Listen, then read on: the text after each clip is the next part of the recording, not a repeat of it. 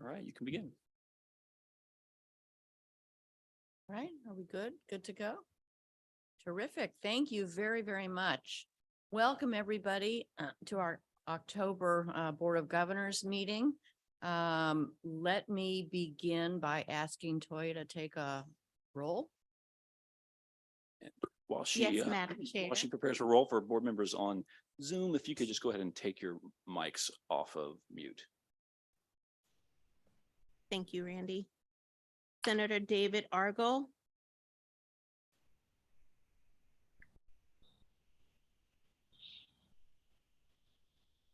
Is designee Cindy Urban. Governor Robert Bogle. Representative Tim Briggs. Governor William Gindelsberger. Governor Abigail Hancox. Present. Governor Derek Harshberger. Present. Secretary Akbar Hossain. Steve Designee. Vittori on his behalf. Great, thank you. Governor Allison Jones. She's actually stepped down because it's moving out of state, so we can remove her from the roll. Thank you. Governor Daniel Klingerman. Here. Vice Chair David Mazer. Present. Governor Marian Moskowitz. Here. Acting Secretary of Education, Dr. Khalid Mumin. Designee Deputy Secretary Kate Shaw. Present. Representative Brad Roy. Here.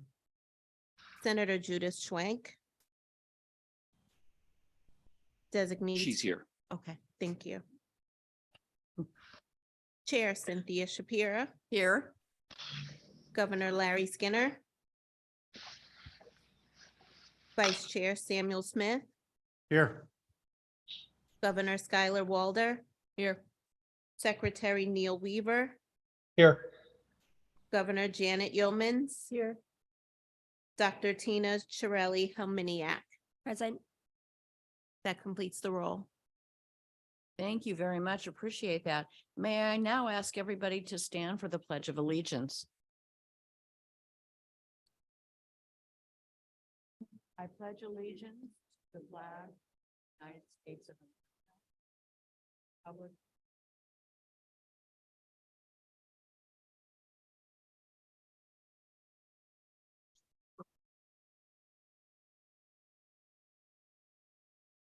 Well, we're so delighted to be here. I love the October board meeting because this is when we go on the road a little bit and have the opportunity to visit a university campus. Since we started this practice, I can't believe it's been 6 years. 6 years ago, we've been to Shippensburg, Kutztown, IUP, Millersville, and Penn West. And now we are so delighted to be here at Commonwealth University, Bloomsburg, and it's just absolutely beautiful here. The drive for me was so beautiful. It's a perfect time of the year. President Hannah, you've been such a wonderful host. You and everybody here, delightful, down to having V8 juice. I mean, it's just amazing. It's, yeah, no Bloody Marys down. Mine was. That'll be a good meeting then. No, but seriously, it's just been delightful and we've so appreciated it. And actually to get us started, I'd love to invite you, President Hannah, to offer some remarks. Good morning and thank you, Madam Chair. We're honored to host you. I hope you have enjoyed your time. Our beautiful campus is one of 4 campuses of Commonwealth U. We're delighted you're here. All the credit for the hospitality goes to our partners, Aramark, who've done a wonderful job, and the team in the President's office, Susie Williamson, Krista Lamoureux, Mary Vicente, and Heidi Warner. Thank them. I thank them for all their great work, and thank you for being here. Terrific. Let me again welcome our Council of Trustees. the president, and of course, everyone here at Commonwealth University. Once again, thank you as well for being such wonderful and gracious hosts. Before we get started, I also want to offer a word of appreciation to everyone at our universities who's been working so hard to increase enrollment, doing just an incredible job. It's a collective effort among our students, our faculty, staff, and university leaders, of course. And so let me note that the enrollment data that was released last week demonstrated a 3.4% increase in new student enrollment. That is an increase that we have now seen for 2 years running. That, of course, is such great news for all of us. And to make it even better, we saw that the growth was more widely spread at more universities this year. And so we just know that's going to continue to go in that direction. We're making the right choices, and we're doing the right things to attract more and more students to our outstanding universities. And the numbers in and of themselves are great, but really what they represent to all of us is even more important, because these are real people who have the opportunity to have their lives changed by the experiences that they have here at our universities. And this is due to everyone here. And of course, these students represent our future teachers, creators, leaders, thinkers, and the people who will not only have great lives for themselves, but drive the economic engine of our Commonwealth. And I'm just going to remind everybody why we're here. It's because everything we do, every decision that we make, everything that we consider from the point of view and the lens on helping Pennsylvanians earn a credential or a degree that will prepare them for the future. And we keep that North Star in mind, literally every time we talk, deliberate, consider issues, every workshop we engage in, everything consistently. And later in the meeting, we're going to hear from Dan, our chancellor, and his team about our objectives for this year as we work toward our 3-year system-wide priorities that we laid out last summer. And those objectives are going to further focus our efforts to help more students find their pathways to success. So just as a preview, among our other business, we will approve our appropriations request for the fiscal year 2024-25. And that's going to be obviously crucially important if we're able to keep our student costs down and even more Pennsylvanians able to pursue higher education through our universities. So again, thank you all for being here. Looking forward to a good meeting, and we'll get going with the business part of it. Let me start by asking our union leaders for their remarks. I call on Dr. Todd Spalding to speak on behalf of SCUPA. Good morning, everyone. Hopefully you can hear me. Good morning, Chancellor, Chairwoman Shapira, Board of Governors, campus presidents, university personnel, and students. My name is Todd Spalding. I'm Vice President for the State College and Universities Professional Association, known as SCUPA. SCUPA represents employees in several positions at our universities, such as admissions, financial aid, housing and residence life, student success, health services, student advocates, career services, lab technicians, distance education, athletics professionals, judicial services, Greek life, orientation, minority and diversity affairs, international students, recreation centers, student accounts, registrar's office, academic affairs, student life, tutoring services, veteran affairs, and many, many other first-line student-facing employees.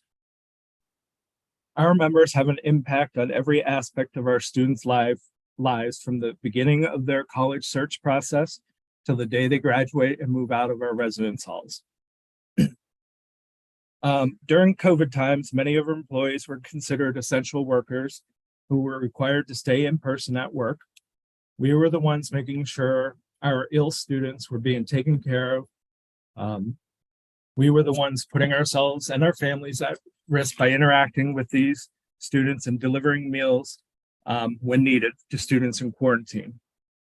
You may be asking yourselves, why is he bringing this up now? Well, our SCUPA members, the people who keep these universities functioning for our students, are currently working under an expired contract. Our contract expired in June 30th, 2023. Last night, I was reviewing the Board of Governors documents and was excited to see the policy documentation related to manager and non-unionized employee compensation. Many of the items you will be looking at and voting on later today regarding employee policies are a number of the same issues that SCUPA employees are asking for our members. I'm sure you'll agree that items you approve for managers should be approved for union employees, such as promoting effective leadership and providing consistent and equitable policy and administrative practices for employment classification, compensation, benefits, and employee assessment. PASHI is providing compensation, benefits, and other employee programs that enable the organization to attract, motivate, develop, and retain the best talent necessary to achieve the mission and strategic initiatives of our PASHI universities. Monitor and manage internal and external equity concerns.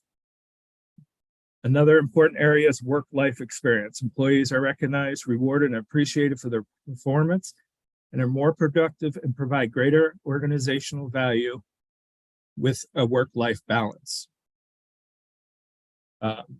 Using employee recognition via formal and informal recognition program, providing formal flexible work arrangement programs that are standardized across universities, and providing other types of work-life flexibility. Developing and broadening career opportunities within PASHI by creating learning opportunities that assist employees in growing within their career paths. And providing an environment where employees are inspired to take and are recognized for their actions in cultivating diverse, equitable, and inclusive environments. Just a second here.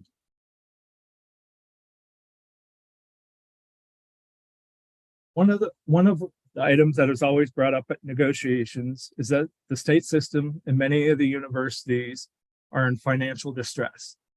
That is a hard pill for SCUPA employees to stomach when PASHI gave raises in the ranges of $10,000 to $100,000 raises to managers and campus level leaders at the integrated universities. Meanwhile, a great number of our SCUPA employees can now take on the work of 3 employees at 3 different campuses received absolutely nothing. Let me repeat, they received absolutely nothing for doing the work of 3 employees at 3 separate campuses. You wonder why the employee morale is tanking, why people are showing signs of dissatisfaction, increased mental health issues, increased illnesses, signs of extreme stress. Sadly, it is due to the actions of the state system and the people running these universities. If campus leaders are telling you morale is good and things are fine, they're either living in a world of an alternate reality or misleading you. As a union leader, I can tell you what is actually happening on these campuses from our point of view. I ask that you reach out to us if you want to hear those examples of what's happening on these campuses.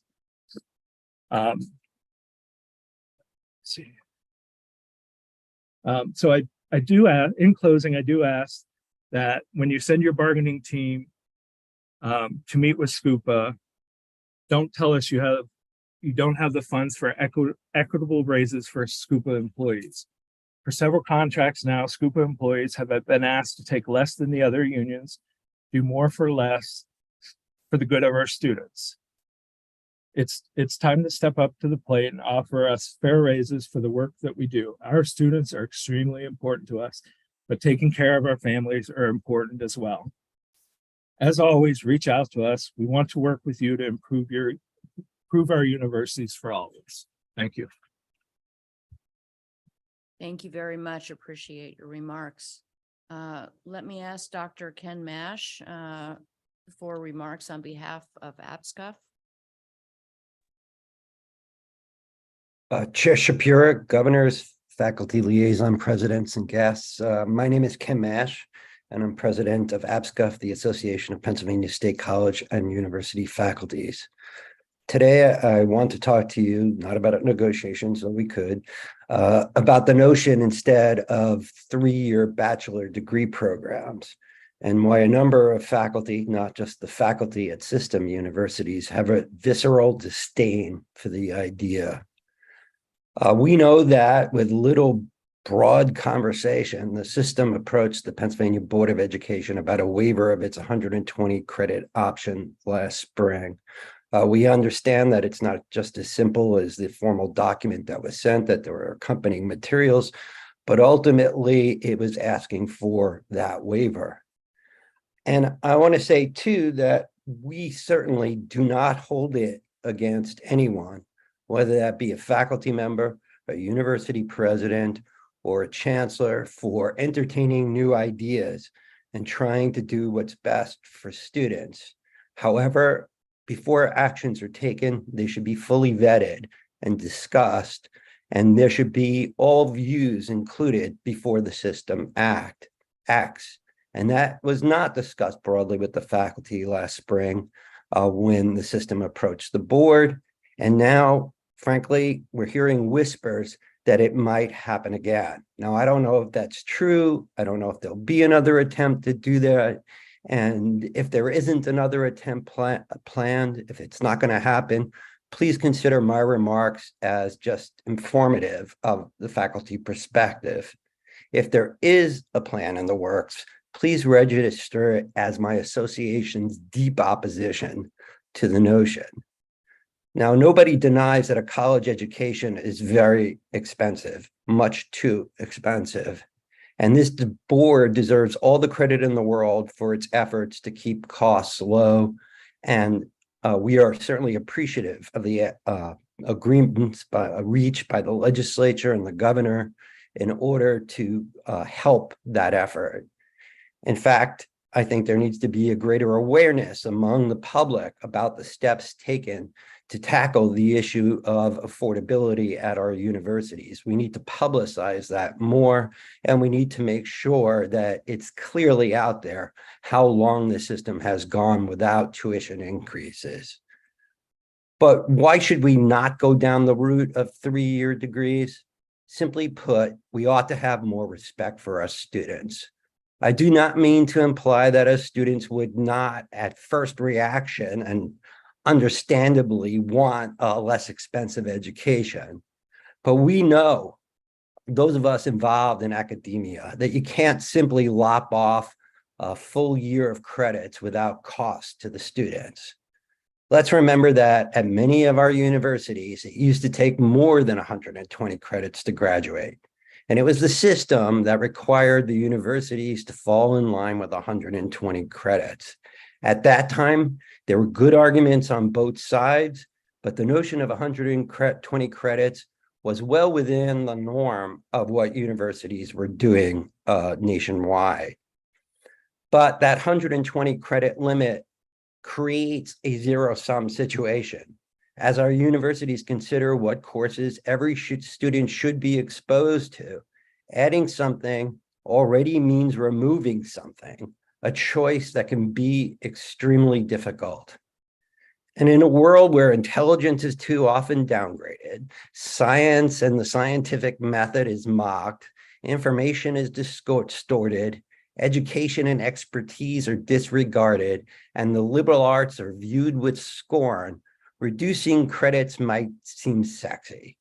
But what will be lost? Will we reduce general education requirements, major requirements? How exactly would it be accomplished? We have not had that conversation. Something, though, has to go. It would be a new zero-sum situation. Or will there just simply be a policy put in place that the faculty will be required to implement through the curriculum process? Enacting three-year degree programs sends the message, whether it's intended or not, that degree programs are somehow riddled with fat. And it contains within it a notion that students are currently wasting their time and money. So for those who say, why not just try it? I would say that you should be conscious of the message you send and the possible impacts on students' futures. You would be gambling with other people's lives, our students' potential.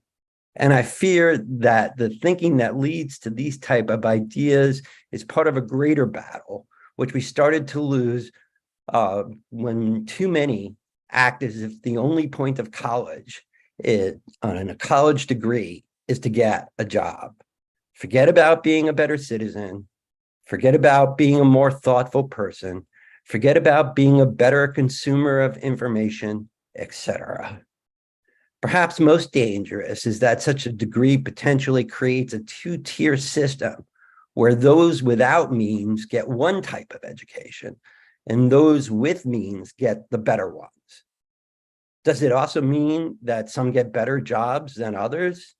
Does it also mean that some will have a better future than others? Do we know how employers will react to three-year degrees? Lurking behind the notion is the simple truth that higher education is too expensive, and we agree. But the answer doesn't lie in misleading students or creating tiered education. The answer is harder. It means properly funding our universities. The answer lies in upholding both parts of the system's mission, and that is to provide an affordable and a high-quality education. Again, if the board has decided to no longer pursue this, kudos to you.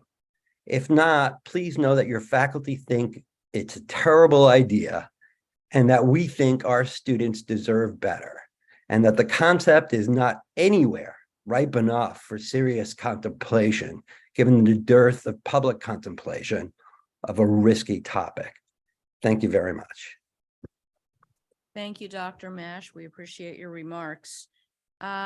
We are noting that Shane Clark is on Zoom and asking if you would like to give any remarks on behalf of AFSCME. But don't want to put you on the spot either. No, thank you very much. Okay. But I don't have any remarks at this time. Thank you. All right, absolutely. Thanks. Okay, let us now go to the consent agenda. We'll do public comment first. Oh, I'm sorry. I totally skipped public comment. Thank you, Randy. It must have been. Yeah, exactly. No, I love public comment.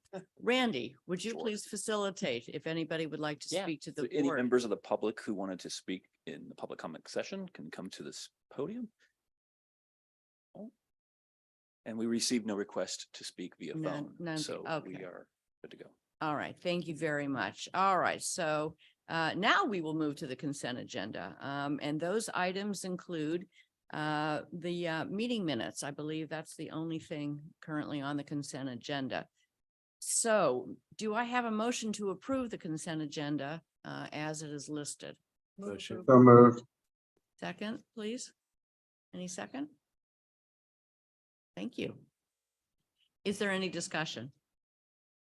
Okay, all in favor, please say aye. Aye. Any opposed? Okay, very good. Thanks very much. We are next going to go on to our chancellor's remarks. Let me ask Dan if you will please share your report, which will focus on our objectives for 2023-24. Thanks so much, Madam Chair, and Randy, if you can load the slide deck, you'll be surprised to hear. Wow, Wow. that is a surprise, Chancellor. Yeah, thought you might. Something new and different. So yeah, I wanted to begin by just starting with an overview, which I'm going to turn to Dr. Akres to provide, just to give a sense of where we've been with respect of the last year. Let me just set it up with a couple of opening remarks. Can you go to the next slide? Sorry, that one. So just to remind us, in case we've forgotten, the thrust of our system redesign. I look at that slide and I think, gosh, there's a lot of words, but there's really two aspects, right? One of them was urgent, which we had to stabilize the system financially, and really without doing that, there was not much else we could pay attention to. I mean, and that stabilization, as you'll see, I think, and you've been saying, is happening. Obviously, there's still a lot of work to do, but we're getting stronger. Thanks are due to our partnership with the General Assembly and the significant additional investments that we've received over the last couple of years. The courage of the board and having 6 years now of tuition freezes obviously reflects that additional investment, but it's also helped us, as we'll see, improve our enrollments. All of that is to the good. But the longer term objective really has been to ensure that our universities continue to thrive into the future and to be responsive to the needs of our state, which are urgent, and in areas that the universities have been historically very strong. One of them obviously is to furnish the state with a workforce that it needs. I saw some numbers recently. We talk about 60% of today's jobs having someone in them who needs some post-secondary education, of which only 50% of adults have, or 51%. I saw some numbers suggesting that by 2035, the gap is 690,000 jobs going unfilled. That's a lot. And of course, it's a fiction, because what happens in 2035 is those jobs aren't really here because the skilled labor force isn't. So, paying attention to filling that need is something that all of post-secondary education across Pennsylvania, and frankly, the country, has to attend to. Social mobility is another major driver, and something that we're also really good at, as we've seen in past from data that Kate has shared with us. It is impossible to sort of meet that workforce development goal without doing better by historically underserved populations, which includes low-income, underrepresented minority students, but also rural students, students who are adults and wanting simply to upskill or reskill to be able to continue their progress through their careers. And so there's a lot to do, and in pursuit of those two missions. And while I agree with prior comments that continued additional investment in the state system is absolutely vital, I would also suggest, and have been for over 5 years, that doing more of the same, even with more money, is not going to be responsive to the needs of the state. We had a good conversation about this yesterday with the faculty council. It is just the case that by doing the same and expecting a different result, it's unlikely to happen. So we've been talking and doing for several years, thinking about what it means to innovate in ways which enable us not just to stay current, but to continue the high level of quality performance that we've been offering, in some cases, for nearly 200 years. And so we've been speaking about that. We presented an agenda as a set of, I want to go to the next slide. We've prioritized work, and we've over this next sort of phase of innovation, reinvigoration, focus in 5 areas, and we're not changing any of that. We've talked a lot about expanding student opportunities, improving student outcomes. I think we should celebrate the fact, and we'll see in a moment, that our graduation rates, our student progression rates are, they're average. We compare well with our peers. We should be better than average, right? So how do we, with the current population of students, how do we ensure that more of them progress towards their degree in a meaningful time, right? How do we improve their outcomes? But it's not enough just, that gap is real, that gap is big. It's not enough just to be able to enroll what we'll call traditional students who leave high school or and come directly or more or less directly into one of our schools. How do we reach it? How do we reach out further? to underserved communities. It's not enough. It's a good thing for our universities to take, I'll say this here, I'll say it publicly. It's not a bad thing if a student comes to one of our universities instead of going to a competing school. Yay. It's good for us, it's good for them, but it doesn't actually have any impact on the policy challenges that the state faces. We have to grow the net student population, which means getting people into higher education who are not currently here. And because, as I've said in the past, higher education is not a water hose. You turn it to the next person, they get equally wet as the last. We have to figure out how to engage effectively with those new student groups. So that expanding student opportunities, improving student outcomes requires us continuing and deliberate and intensive way to think differently about how we do it. Same with expanding student affordability and grow, and those two very closely together. Operating sustainably, I mean, that's just our license to continue going forward, right? We owe our students and the taxpayers of this state, we have an obligation to be effective stewards of their hard-earned dollars, which we spend, and operating sustainably is our commitment to doing that. Enhancing the partnership with the state. I'm pleased to say that, as you know, we've continued to grow and to strengthen that partnership, and that's a good thing. And investing in our people, because you can't just go to people and say, hey, could you do things differently? Thanks. Could you be more culturally competent in your financial aid advising? I'm making it up. Great. Could you integrate more high impact practices, please, so we can see improved outcomes? Or, we need to sort of reach adult students. Can you figure out where to find them and to do the recruitment and enrollment management? That's not fair. We have to actually invest in our people. And obviously fair pay is a major component of that, but it's not the only one. People need scaffolding and support in evolving in the directions that we know we need to go in service to the state. So how do we do that? Right. So those are the areas that we're operating. I'm going to turn to Kate, who's going to go through a handful of the sort of key indicators that we're tracking to show not just where we're making progress, but where we have some continued challenges. And then I'm going to turn to the things that we'll be focusing on in the coming year, 23-24, that you'll be paying attention to. So Kate, turn it over to you to take us through those slides. Thank you. Wonderful. Thank you. And good morning. I love beginning the day with a lot of data and metrics and progress. So thank you all. Thank you all so much. She's like this at leadership team meetings. It's just, It's my favorite part. It's a little annoying. Oh, we love you.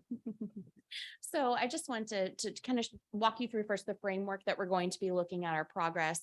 The Board of Governors has tasked us with a set of board affirmed metrics that we present progress to you all.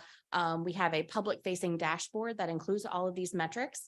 Given the timing of the year, we are updating those, but right now in that public facing dashboard, but the information that you see here is the most current information that we have. So in each of these slides, I'm going to take all of those key priority areas, show you maybe one graphic or maybe a couple of different graphics that kind of to highlight the progress or the challenges within that area. And then on the right-hand side where you see metrics and then current and then 24-25 targets, those are the board affirmed metrics. And then those targets for 24-25 were set based on university estimates and their comprehensive planning process, documentation. And so we're tracking really the progress towards those. So green, and this will be the same on all slides, indicates that as a system, we have met or exceeded the annual target for 22-23. Yellow means that progress, the target may not have been met, but progress is still happening towards that goal. And then really the red are areas that still present some opportunity for us to really, that's really needed for us to hit that 24-25 target. So now that you've all had a little moment to look at this large first graphic, this is a very similar graphic to what we showed last year, but the difference was last year we had just showed a little bend in the curve. And by bend, I mean an actual inflection point in fall 2021, and then an increase towards fall of 2022. Now you'll see how this trend is continuing. This is our headcount enrollment for our first time degree and credit bearing certificate seeking undergraduate students. It signals future cohorts for our institutions and increasing back. The majority of our institutions, just over half actually, have returned to their pre-pandemic first year enrollment populations size, which is very exciting. And those that haven't, most of them are within 1 percentage point of where they were prior, either in fall of 2022 or pre-pandemic. So as we think about the impact of this, I'm going to talk a little bit about the progress that we're seeing on the right-hand side. So these just happen to fall out in a nice section of green, yellow, red, but really through this process, you'll see, the first 2 pieces are focused on our fall first-time undergraduate degree seeking, showing progress there, as well as our graduate population. However, as was stated in the chair's opening remarks, our enrollment overall still had a slight decline, but much smaller than last year, really signaling that as these smaller cohorts are now working through, and these last 2 years, these larger cohorts are really beginning to have an impact on our overall enrollment. We still have opportunity around our annualized FTE, so that year full-time equivalency data, our transfer students in particular, although when you look at the percentage of community college graduates coming into our PASHE institutions, those numbers are still fairly stable, but because that pipeline has declined for community colleges, this is still shown in red. And then also looking at retention continues to be an opportunity, although we are really beginning to see some of those gains really seen in those fall continuing undergraduate FTE for our credit-bearing students. I'm wondering why don't we take questions slide by slide, because it's a lot of Perfect. information. And while people are thinking if they have any questions, let me just point out that the graph in the large graph shows head count, and the statistics in the table are full-time equivalents. So for those of you who are not deeply immersed in the arcana of higher education data, first of all, I'm sorry for you. It's a fascinating place to be, but the difference is headcount is the bodies that show up, and FTE is when you divide those bodies by the number of credits that it takes to be a full-time student towards a degree. If that graph in the center, so our headcount, the number of bodies has gone up, the FTE continues to, the graph would look somewhat different. Is that right, Kate? That's correct. The FTE continues to trend downwards ever so slightly. Is that correct? This year we had a slight increase, but still not hitting our target for the year. Any other questions about enrollment? This is sort of a high-level summary of main trends. On balance, a good story. It doesn't get at that sort of, if we're going to continue to, I'm going to use the word innovate. If we're going to continue to evolve, I won't use the word innovate. If we're going to continue to evolve, we're going to want to be able to see growth in that trend, in those trends, in the kinds of students, different kinds of students that we're serving. And we're not yet seeing that. I'm not being critical, but that's really, as we go forward, we're going to expect to see more non-degree certificate students, more students who would not have a first time in college, who would not otherwise have gone to a post-secondary education. Okay, sorry. Well, and not included in this slide, of course, is our breakout. We know that we continue to increase the proportion of our students that are from traditionally underrepresented higher ed populations. We're continuing to see an increase within those students, the percentage of our total enrollment. And this year, for the first time, we actually saw an increase in our market share of high school graduates. So to your point, Chancellor, yes, those adjacent markets we want to see progress in, but we've actually for the first time seen that really turn the corner. We know that the high school leaving population is shifting. We traditionally have been receiving an even declining market share of those students. And then this year had the first year that we really saw an increase. So I think that's also something to celebrate that's signaled here in the results of this graph. I'm going to take another dive into this particular priority around expanding student affordability and grow, looking at our average net price. There we go. So you will see this dashed line at the top. So I'm going to talk about that. You'll actually see that on a couple of our slides from a data perspective as we think about impacts on the pandemic and how they impact our various trends. This is really how we're going to demonstrate kind of what that trend would look like without the anomalies that we're seeing in the data.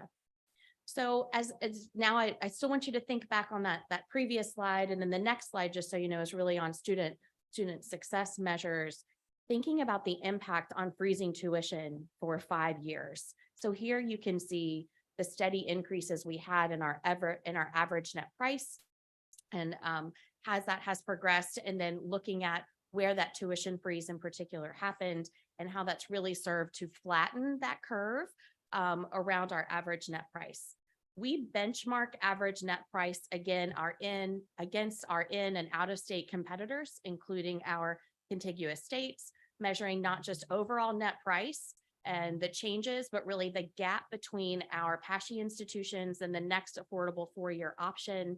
And so within this information, understanding that our affordability advantage in PA continues to widen with increases in average net price from fall of 2018 to fall of 2021 was 1.4%, compared to an average annual increase that we saw before the tuition freeze of 4%. So when we talk about the changes within that graph, and then that also has helped to continue to widen that gap between our PASHE institutions and our next affordable 4-year option in the state. And just to give you a little explanation as to that dotted line in particular, average net price, I told you guys to be very excited about the data this morning. Average net price is calculated to also include the impact of students living on campus. As many of you know, our students were less likely to be living on campus during particular the pandemic years, look at 2020, 21. So that average net price and the total cost there is multiplied basically by the number of students living on campus. Without those students living on campus, you're seeing a much lower net price. It's not actually reflective of, you know, the same metrics that we're seeing in previous years. And we're seeing that not just at our institutions, obviously in Pennsylvania, but nationwide. So we're just demonstrating that here with that dashed line.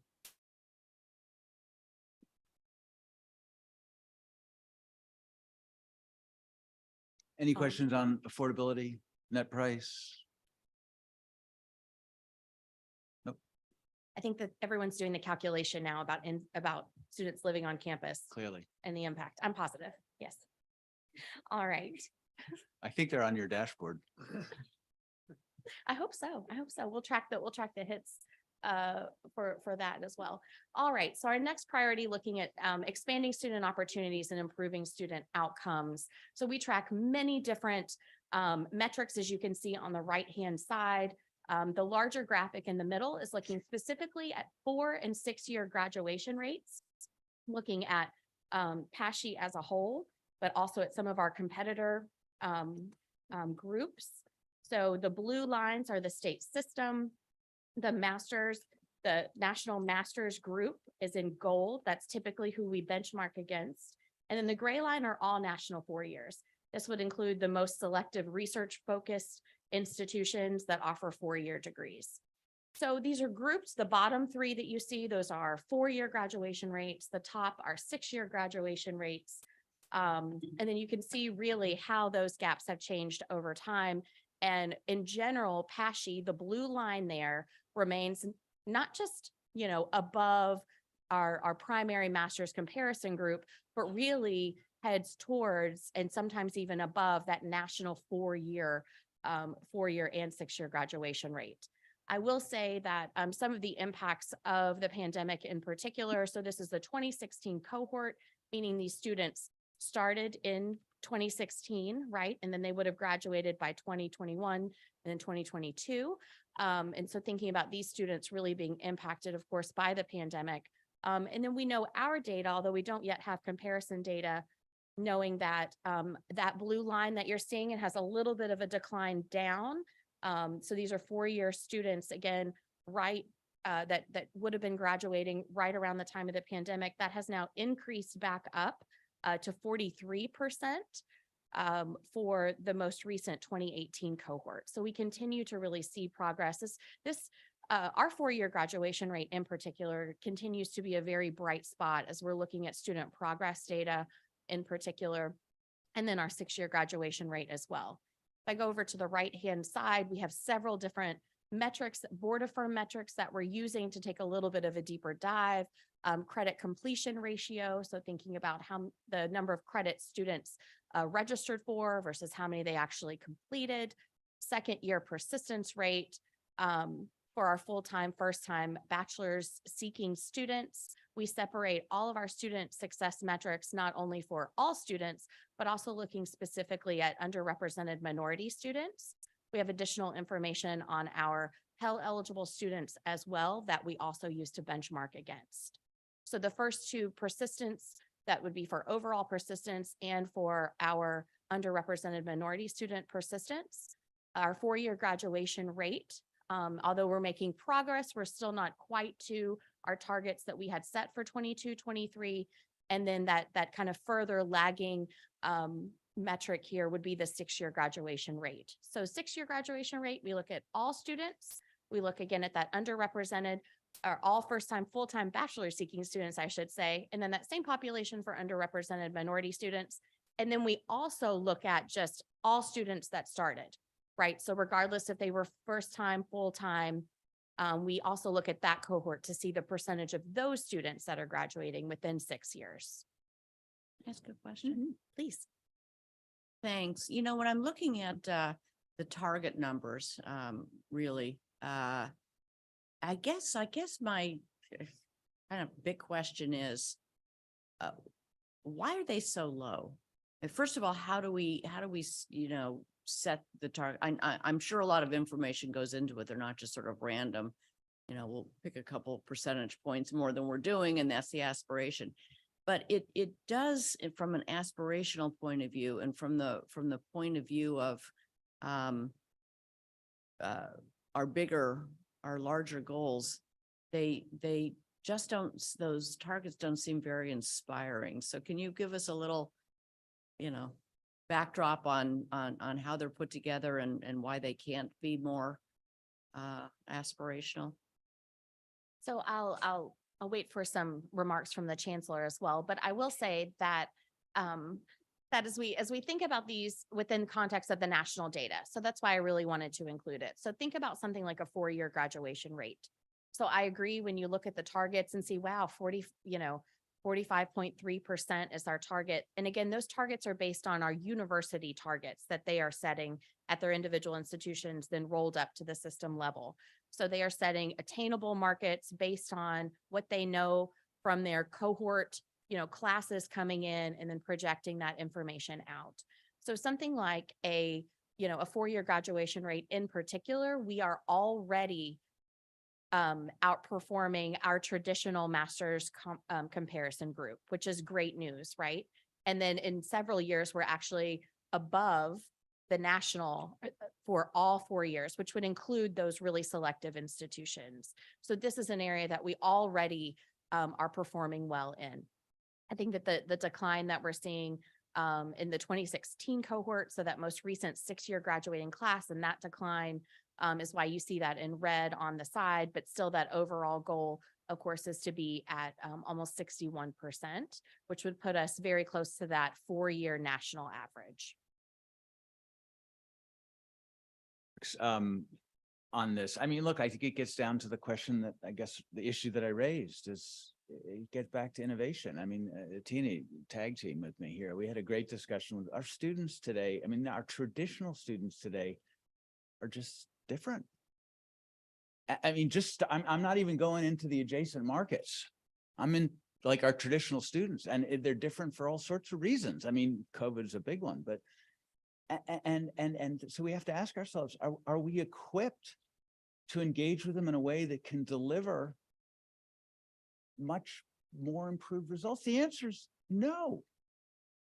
And I'm sorry, it's not. I mean, money's don't get me wrong. I spend enough time trying to raise money for us. Money's a big deal, but it's just not a problem you can just throw money at. We have to change the way we work. I mean, we just do. You can't engage as effectively with a first generation Philadelphia Latina, first generation college goer in a financial aid discussion in the same way that you'd engage my son. And what we were talking about yesterday, the tools that people, we were talking last night about the crisis in the Middle East. I don't mean to get political or bring it up, but it's not fortunately on our universities, but in many, it's tearing communities apart, and it's showing up in classrooms and in staff rooms. And are we trained in that conflict resolution between people? Our students have incredible anxieties that are provoked by a change in our society, the nature of the world in which we live, and the aftermath of COVID. Are we trained to provide them the supports what they need? And so that's not, I mean, yeah, money's important. That's about recognizing that we have to do things differently. Those numbers won't move until we do. And so the question is, okay, what's the target? The question's really, what's our appetite for innovation? I said yesterday, and I think I got it wrong, Tina. I'm going to shut up and let you speak in a minute. I think I said yesterday, look, there's no reason to evolve if we don't, it's not about evolve or die. I don't believe that. I said yesterday, it's really about evolve or shrink. I do believe that, but I think it's more than that. It's evolve or do not serve the state in the way that we were born to do. I think that's the bigger moral obligation. So how do we stop saying, how do we get over ourselves and be willing to entertain new ideas, right? And to explore and to experiment, and in some cases, basically just catch up with the world, which in higher education in some areas has moved way beyond us. How do we get over ourselves in the interest of our mission, in the interest of our students? And when we can adequately answer that question, then we can have some big numbers. So last point, and then I will stop, Tina. I'm proud that our blue lines, that we're better than our national comparators. Although if you look, we're tilting down and they're growing up. And if you look at URM data on that graph and that format, we don't look so good. And I look at those numbers and I say, yay, 66.6% URM persistence first to second year, 75.7%. Actually, I'm reading 33.4% of our first year students are going away. I'm reading 24.3%. That's the fastest math I've ever done before 11 o'clock in the morning, are going away. That is unacceptable. We are taking $16,000 to $23,000 off those students. They are taking federal and state dollars and making huge opportunity costs. After Tina speaks, Derek, I'm going to turn to you. And they're going away. Now, of course, we can't take all of that on ourselves. Life happens, things get in the way. We have a moral and obligation to stop saying, no, that's bad, in my view. End political comment. Tina. So, well, and Tina, I just want to interject one thing before you jump in. This was not rehearsed, but Dan, that's totally the point I was trying to make. Now, it does start with me simply looking and saying, 45.3%, are you kidding me? And then I look at what we have done in several of our schools in terms of first time enrollment. I don't know, what was it? Was it 21% at East Stroudsburg, or whatever it was? So obviously there is the ability to recognize and change and do things that can significantly grow numbers and not be complacent with near or a little bit ahead of national averages. I don't care what those national averages are. I only care about us.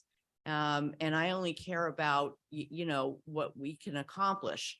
So basically that's making my point. And that's exactly what I'm trying to say. And we should not be satisfied with those targets. And we should look at those targets and say, we got to do some of this stuff and stop saying no to things that that may feed into what other stakeholders and constituencies want, but it's about students. It's not about anybody else but students. All right, sorry. Can I Tina. say, it would be really interesting to reframe these numbers in the context of the total opportunity set. You include kind of education we would like to provide to the population of the Commonwealth. So I am so sorry. So I think that You're what giving we're your s- time. to prepare what for we're it. seeing here are the very highest level of information right at the system level. So to get to this point, the universities do this based on their numbers, right? So they're taking, so they even understand down to the cohort level, the students, right? So when we're talking about the number of students it takes to increase your second year persistence.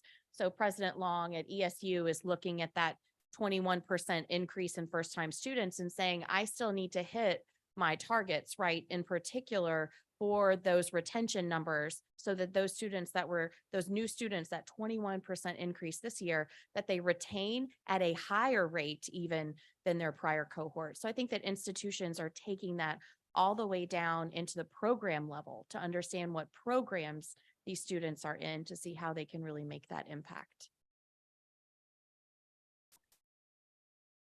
Thank you. Thank you for giving me this opportunity to really highlight how our students are very different, right? And it is the pandemic and it's the socio-emotional development of these students where when we think from a trauma-informed perspective, they were 14, 15 when the pandemic hit. And we know that trauma informs us that you developmentally pause at the time in which your trauma occurs.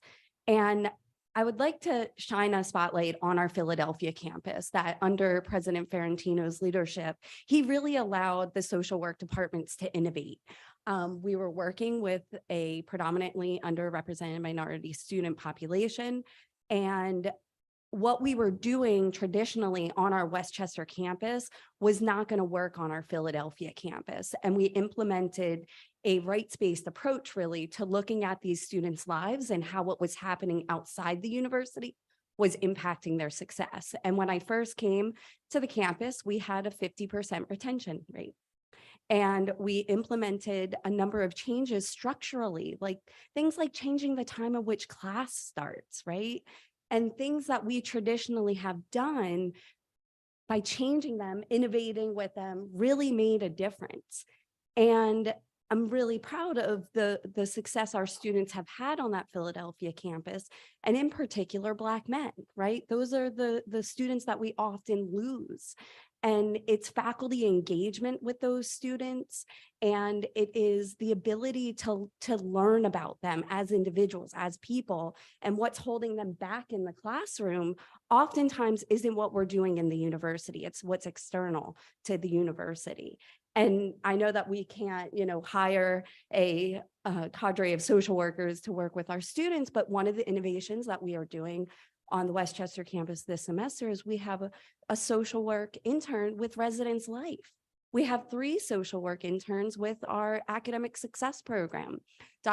President Hanna yesterday talked about their summer bridge program, and that's where I currently am located at our university. So I can learn the 17, 18, 19-year-olds that are coming into our university because they are so different. And for those of you that haven't been in the classroom in a while, this is an opportunity to see how differently they're functioning. Anxiety is an all-time high. And from a strengths-based perspective, when I look at that 6-year persistence rate in graduation, that's something we should be proud of, right? So these are students that are persisting, right? And sometimes a full-time schedule isn't what's going to allow these students to succeed. And so we have to start thinking differently about how we can support these students. And remember, we have done this in the past in different venues, but not in a post-pandemic world. And so we have to also learn how our students have changed, how we as a university have changed. And what Vice President, Vice President Spalding said, we're providing students with so many supports through different initiatives that our SCUPA colleagues are providing, but it's also what our faculty are providing. And we have to, think about this in a more wraparound approach. And I know that that's some of what we're trying to do through our student success centers, or student success coordinators, or navigators. But we have to just take a hard look of, is 6 years really it is a good thing? Because if they can do it part-time in 6 years and succeed and graduate, that's a success. And so we need to think a little bit differently about the traditional student is no longer on our campus. It's the non-traditional students that are going to take a little bit more time, and that's okay. Thank you. I'm not sure, Derek or Kate. You may go, or you don't have to, you can pass. And then Kate. I am, what do you mean? Traditional student? I would say I'm a traditional student, but I take a lot of credits. I would say like with the graduation, I think like looking at more than just like COVID, but is like what universities, what services we're providing to our students. For instance, on the Penn West campus, so I worked in new student orientation for 3 years now. 3 years now, and I've seen the decline in enrollments, and then I've seen the increases in enrollments and things like that. But I've also seen the changes that have happened, especially with the integration. And I've seen how our first year students, those ones that are coming in, they know the changes, but our upperclassmen are not understanding the changes, or they might not hear about the changes. So I've been lucky to work with Dr. Bernatsky and Susan Vensky and a bunch of other higher administration to really communicate the changes to our students. That's like the biggest thing for us, because we had a success center on the California campus. We had a scheduling center, and then we actually changed it to a success center, and then we moved everything over to scheduling through your advisors and things like that. But not a lot of students understood those changes. So then students feel lost in those areas whenever they don't understand the changes. And it may be easier for them to just go to a different university that will help them right from the pact without not really knowing like who to go to and things like that. So I think that that's been a big toll, at least on the integration university side. And we'll save time. We're spending more time on this slide, but it'll save time in the back end, I promise you.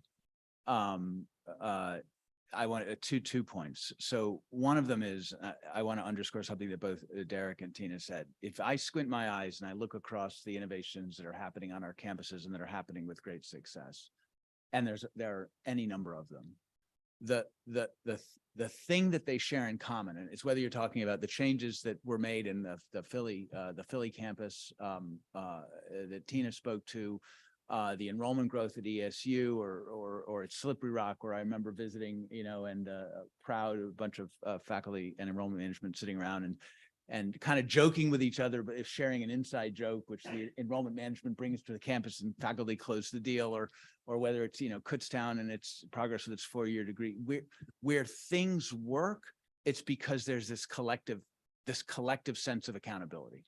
And we were talking about this a great deal, yesterday, where constituencies across our universities get together to move an agenda, and they can be incredibly successful, but it requires us getting over ourselves and saying, no, bad idea. Here's all the reasons it's a bad idea. Okay, we can continue to, it's a cultural thing, right? And we started down that journey 5 years ago, and we still have a lot to do in that arena. How do we make a space for us to innovate, so that we can radically change the trajectory and accelerate the progress? Dr. Shaw? Yeah, I would just like to point out that the Department of Education, the Pennsylvania Department of Education, is deeply engaged in expanding the breadth and the depth of our collegiate basic needs work. And there's a new initiative that was just launched called PA Maslow, which is a hierarchy of collegiate basic needs. And we've got 6 pillars of work that is occurring, ranging from digital equity to mental health, housing and transportation, physical health, adult student needs, and safety and belonging. And currently what's happening is it's sort of a grassroots movement. I'm sure many PASHE institutions are involved, but many institutions are becoming involved with PA Maslow. And we are bringing those folks together so that they can share ideas and innovations so that they can kind of scale across institutions. There'll be a statewide convening in October. Well, this is October. I think it's next week at the Penn State. And we were recently selected as one of 5 states to participate in a national effort to expand mental health services by the JED Foundation. So all of this is really great news. There's individual funding streams underneath PA Maslow to expand our capacity to deal with mental health, to create safe campuses, and especially with regard to sexual assault, et cetera. So our plan is to continue to expand these services. so that the good work that's happening, coming up from the colleges and universities actually gets solidified in state policy and funding streams so that we can support the good work that folks are trying to do in supporting students and recognizing their full set of needs as they pursue their credentials. So I just want to make sure everybody knew that you're not alone in this struggle. Every university and college across the state is beginning to recognize that we've got to do a lot more to get our students across the finish line. Terrific. Yeah, that actually is, it's comforting and it's supportive. So thank you. Appreciate that. Sam, does anybody, did you want to make a comment? Anybody? I'm just, Dan wants to talk politics. I'd rather talk statistics. Now,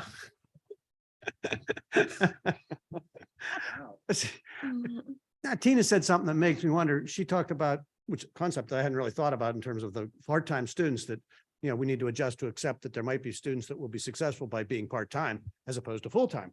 This says full-time. So a part-time student isn't reflected in this data at all. Not in the top section. They Whereas it be- would be reflected on our enrollment under either a head count or a full-time equivalent It- ratio. It would, but it would also be under the 6-year graduate rate for all entering students. So we actually added that based on actually comments from the boards and from our university saying, but it's not all about first time, full time. These are the metrics. A lot of these metrics, we are using national data for comparison. There is no national data for 6-year graduate rate for all entering students, which I think really helps us get to that point. Okay. One other question that Cindy kind of started with. So the target numbers, are they set as arbitrary in a sense? And I don't mean that, I don't mean to be critical about it. Just a little bit higher, like, okay, my goal is to do just a little better than I was doing, 5 years ago. Is that how those goals are set? As something just at something just a little higher than what we are? Because, okay, we can make the goal 95, but like, that's almost, a mountain too high to climb. So give me a smaller hill to climb to get used to this fight. And then when we get to the top of the hill, we'll look to get up on that mountain. I mean, are they set that way? The goals are set based on their actual data that they have paired with their student success strategies at their campuses. So they're kind of marrying those pieces together and then setting those actual targets. So based on the implementation of the success strategies on campuses, where do we think we will be I need a for translator. 24, 25? The goals are set by the presidents Yes, in their comprehensive plans. Okay. yes. And Kate is Kate is describing how they are setting the goals. That we just aggregate them. Chris, yeah, go ahead. Sam, we have a concept that we focus on called continuous improvement. And we'll focus on things, the kind of things Tina is talking about, and other things. We're not exactly sure what the reasonable target is, but we're focusing on improvement. And if we achieve it, then we continue to focus on more improvement. And at some point, there's going to be an upper bound, sort of an asymptote that we're going to approach. But still, our accrediting bodies think this way. Everybody's thinking about what can we do to get a little better than what we just achieved. And I appreciate it. And I'm not being critical of it. I just want to have understanding of how those numbers are set. And if that's how they're set, then I get it. And then I understand where we're going to be in 3 years or 5 years, hopefully. And that's fair. Thank you very much. But I want to make one, there's an important point that I want to make sure that we get. It's not enough, and we had a good conversation about, it's not enough for a president to set a goal. It's not enough for a leadership team to pursue a goal. It's an all hands thing. It is, and in order for us to move all hands, we have to begin to embrace the shared logic. I mean, you can come at this, if you don't care about state mission, fine. Let's talk about paying the bills. We can't pay the bills unless we move these numbers. We're going to get to I said I was going to be efficient because we're going to get to the bill paying in the next couple of slides, right? And if you don't care about paying bills, you care about social mobility. We can't have that unless we move the numbers. So no matter what you care about in higher education, it all comes down to the same. How are we going to work together in order? We could aspire to become a different kind of university. I've heard people say that. If only we had better students, we'd have better outcomes. So your students are great. They're who we're here to serve. They're wonderful. What a wonderful opportunity to be able to work with all of Pennsylvanians. So that to me, the financial stabilization, I've said this before, probably privately, it was not super fun and there's still more to do, but it was textbook. It's not rocket science to balance a budget. You only spend what you earn. Yay, you can figure that out. This is a deeply, profoundly challenging cultural shift. And we'll talk about AI because no one's mentioned it yet. And you can have a conversation about AI and people run away like it's the devil because people cheat. Then they will. They'll write essays, chat GPT. Or you can talk about AI and the fabulous opportunities it provides us to help our students. So which side of the glass are we going to be looking at, and how can we approach that as a collective? If we can't address our cultural issues and somehow come together around the shared understanding that our students are important, whether you care about our mission from a workforce, social mobility, equity, pay the bills point of view, we're just not going to succeed. And to Kate's point, time is not our friend. Remember that the PowerPoint slide that's not here, I'll draw. And my finger, for those who can't see it, is declining very rapidly as the demographic cliff, which starts in 2 years. 2. So, and other universities, which we compete with, who are going to be beginning to nail some of this stuff down, we can slip behind, okay. And what will they do, Tina? They'll, or any of our students, they'll vote with their feet. So, I feel a sense of urgency that we sort of figure this out. And I just, the more I think about it, the more I think we have to think about how to get our hands realistically and deliberately around an innovation agenda that we can agree to pursue together as in a collective accountability. End of statement. All right, terrific. We're gonna, the only quick thing I'm gonna add to this, sort of back to where we started, is an incredibly smart businessman that I know very personally always says, if you achieve your goal, you haven't set it high enough. Okay, let's move on. I appreciate that. Okay, so we're going to move into the priority around operate sustainably. Universities have really worked and pushed their financial metrics and improved their trajectories. And this really reflects all of that difficult work our universities have taken to stabilize their financial condition and align their costs with their revenues, which is exactly what we were talking about, even within the student success slides.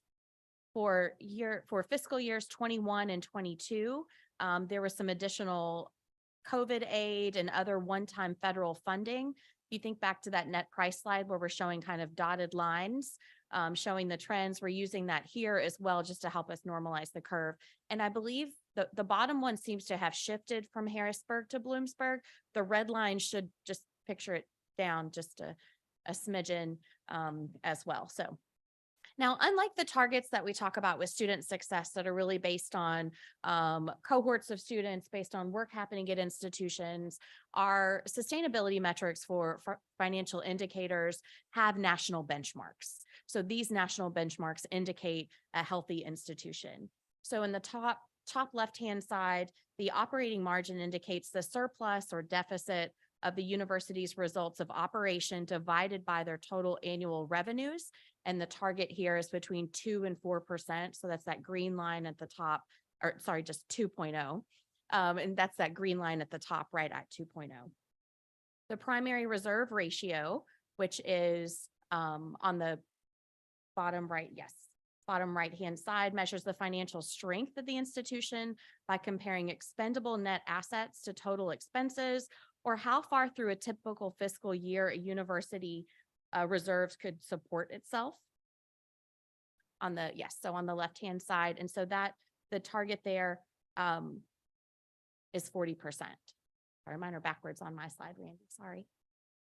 And then finally, the minimum reserves look at the total cash resources in terms of number of days the university has on hand. And that target is 180 days, which you can see there on the left-hand side. I think that also shifted in its travel from Harrisburg. So across all three metrics, the steep declines truly have been stalled. Each of these are directionally moving towards the respective goals within each of those sustainability targets, again, based on those national benchmarks. The operating margin trend is significantly different than what we were facing in the years preceding 2019 system redesign work, and it's really shifting upwards overall. The 2023 primary reserve, roughly 36%, is still lower than the industry target of 40%, but it reflects the stabilization work that universities have been undertaking.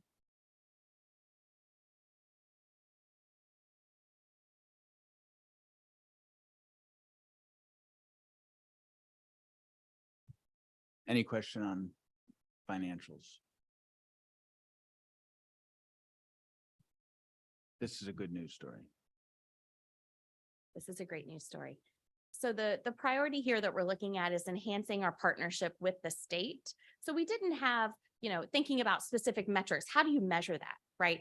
How do you measure building trust? How do you measure getting more information out about the good work that our institutions are doing? So the two primary key metrics that we're looking at here are our annual appropriation and then our appropriation per FTE student. That FTE, that full-time number, right? So based on how many credit hours our students are taking.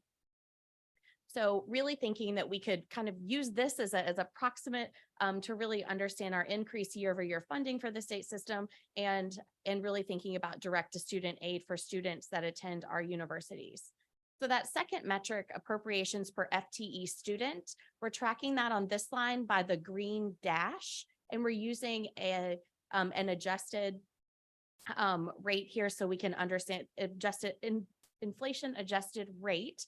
So we're actually able to compare this information year to year. So here you can see that green dash line really ticking upwards over time, but we're still below that national average. We use the State Higher Ed Executive Officers System Financial Report to be able to see kind of how we measure as a state and also as a higher ed institution compared to others. So we're still quite a bit below. Pennsylvania as a whole, just so you all know, ranks 47 in terms of appropriations per student for four-year universities. So thinking about how these pieces have moved over time, and I think it's really important to use those inflation adjusted rates so we're able to compare that. We have not necessarily set a target for what that annual appropriation would need to be as we look forward, but we're still measuring and tracking this over time. And Senator Schwenk has her hand up. Thanks, Rand. Excuse me. Thanks, Randy. Question: could we also compare our spending per FTE to states surrounding us, to public universities in states surrounding us, to also maybe better tell the story of how we're competing in our own region? Absolutely. So, and in particular, just looking at the states with some of the top funding per FTE student, New York is 6th, meaning highest, right? 6th highest, whereas Pennsylvania as a whole is 47th in terms of four-year funding. So I think well, that tells a story. Contiguous at those contiguous states, I think in particular. And Senator, I think you know this, New York offers tuition-free education for any student from a family earning from a household earning less than $125,000. I am aware. It's a goal we should try to attain too. Thank you. So we're number 47 out of the 50. That's up from 48th, Mr. Bogle. 48th. It's out of 51, if that helps. BC is included. Out of 51. That is correct. Unbelievable.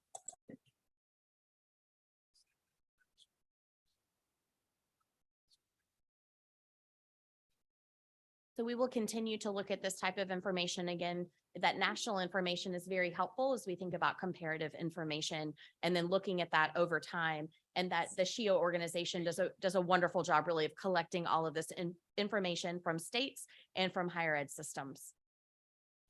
All right, so this slide, first of all, it is very difficult to read, so I apologize. But we wanted to try to put, as usual, as much information as we possibly can on one slide. So this is really, thinking about how exactly are we going to measure investments in our people and our infrastructure to help prepare for the future.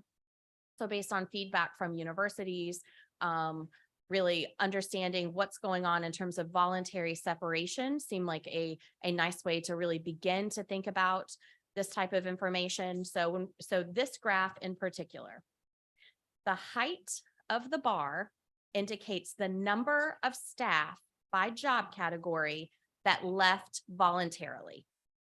The percentages that are difficult to read that are here represent the proportion within that job category that left. So I'll let that sit just for a second. So the height of the bar are the overall numbers. The percents within the bar are the voluntary leavers within any given job category. The job categories are on the bottom, but they're also on the right in terms of kind of how they are stacked within the bar. And today I'm going to focus just a little bit in thinking about what we're seeing in fiscal year 22. So the 2021-22 year. So we begin on the far left-hand side. The number there, if you can't see it, is for 2010-11. And then you see kind of the lowest point over on the right-hand side is 2020-21. And then that spike that we see, and if you look over to the side, that is just over 750 individuals in terms of head count that left voluntarily in 21-22, and then back down in 22-23 on the far right. So again, I'm reading the numbers and knowing that many of you probably can't quite see those. So we're defining voluntary separations in a very specific way. So we're looking at individuals that were employed for that entire fiscal year and how many of them left for very specific reasons. So these reasons we're defining as they voluntarily resigned with or without notice, they transferred to another PA agency, so not PASHE, right? So maybe they went to work for the Commonwealth of Pennsylvania, or position abandonment. So in looking at these and how they're moving, I want you to pay just a little bit of attention. If you can tell, it's maybe a little bit difficult, the percentages and how those are changing. So what I'm looking at as I look at this type of data, not just the number of individuals, but also how does that move based on trend information? So for our total voluntary separations, if we look in fiscal year 21, so the 2020-21 year, this was right during the pandemic. This very much follows what we see in other types of recession movements where you would see that lower turnover rate. And then the following year, 2021-22, is where we really see that spike. So our total percent of individuals that were employed within the fiscal year of 21, that low point, just under 4%. Were voluntarily separated, whereas in 22, that next year, that number is up to 6.6% of all employees during that fiscal year. And then that's back down in 2023 to 5.7%, or just over 600 employees. So we are seeing kind of changes, based on when the pandemic occurred and then how those employment trends continued on. This looks very similar to national data, even from other non-education sectors, as we think about when individuals started moving to different jobs post-pandemic. So thinking specifically about FY22, really the decline in voluntary separations, then between fiscal year 22 and 23, really that number is beginning to approach those pre-pandemic trends. So if we kind of see that going down, we have very early data, obviously, from fiscal year 24, since we're just a few months in, but we appear to be more on track or better than what we saw in fiscal year 23. So turnover rates in particular, as we look at that shift between fiscal year 21 and 22, there was a large uptick, roughly, 150 to 175 individuals that are really, they were in student-facing positions. So the percentages of those categories in particular, so I'm looking specifically at instruction, academic support, and student services. So instruction, the individuals, as you look kind of back along the trend, looking at more of about a 1.5% of all individuals every year choosing to leave their institution, compared to 2.3% that we see starting in fiscal year 22. And then that number actually carried through into 23. So we haven't yet seen that number recover back down to pre-pandemic levels. Academic support went from 3.3% to 7.8%, but that number has declined back now in fiscal year 23, kind of signaling maybe a little bit of a recovery in that area. And then student services, prior to the pandemic, had about an 8.4% of individuals voluntarily separating, and it was up to 13%. That has also declined now slightly back into fiscal year 23. So thinking about our investments in our people, how this impacts our contracts, and really that investment in these people and the people that are serving our students really needs to drive the lines that we were talking about in the first set of slides. Really, we began today talking about student success, talking about affordability, talking about access early on, but then thinking about now, what does that impact? And when we get to actually how those numbers can shift, and thinking specifically looking at information like what you're seeing here around voluntary separations. And let me put a little local additional flavor, I guess, on this. Really drawing on my experience of having, done about 6, campus visits about halfway through. So, this is our experience of the Great Resign, right? That's what we're seeing here. It's probably the trend lines are not significantly different from what you might see in other industries. It is a feature, but it's a concern. This is a people business. And when I visit with university faculty and staff, employees, and I spend a lot of time with leadership, obviously, throughout the year, you hear a lot about exhaustion.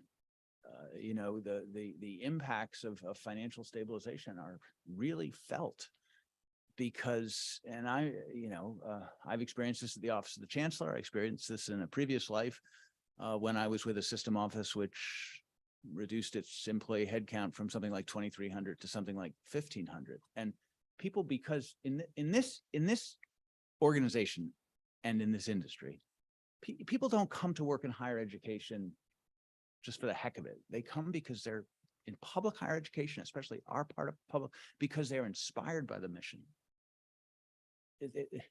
They're in it for the work. And what it does for students and society generally.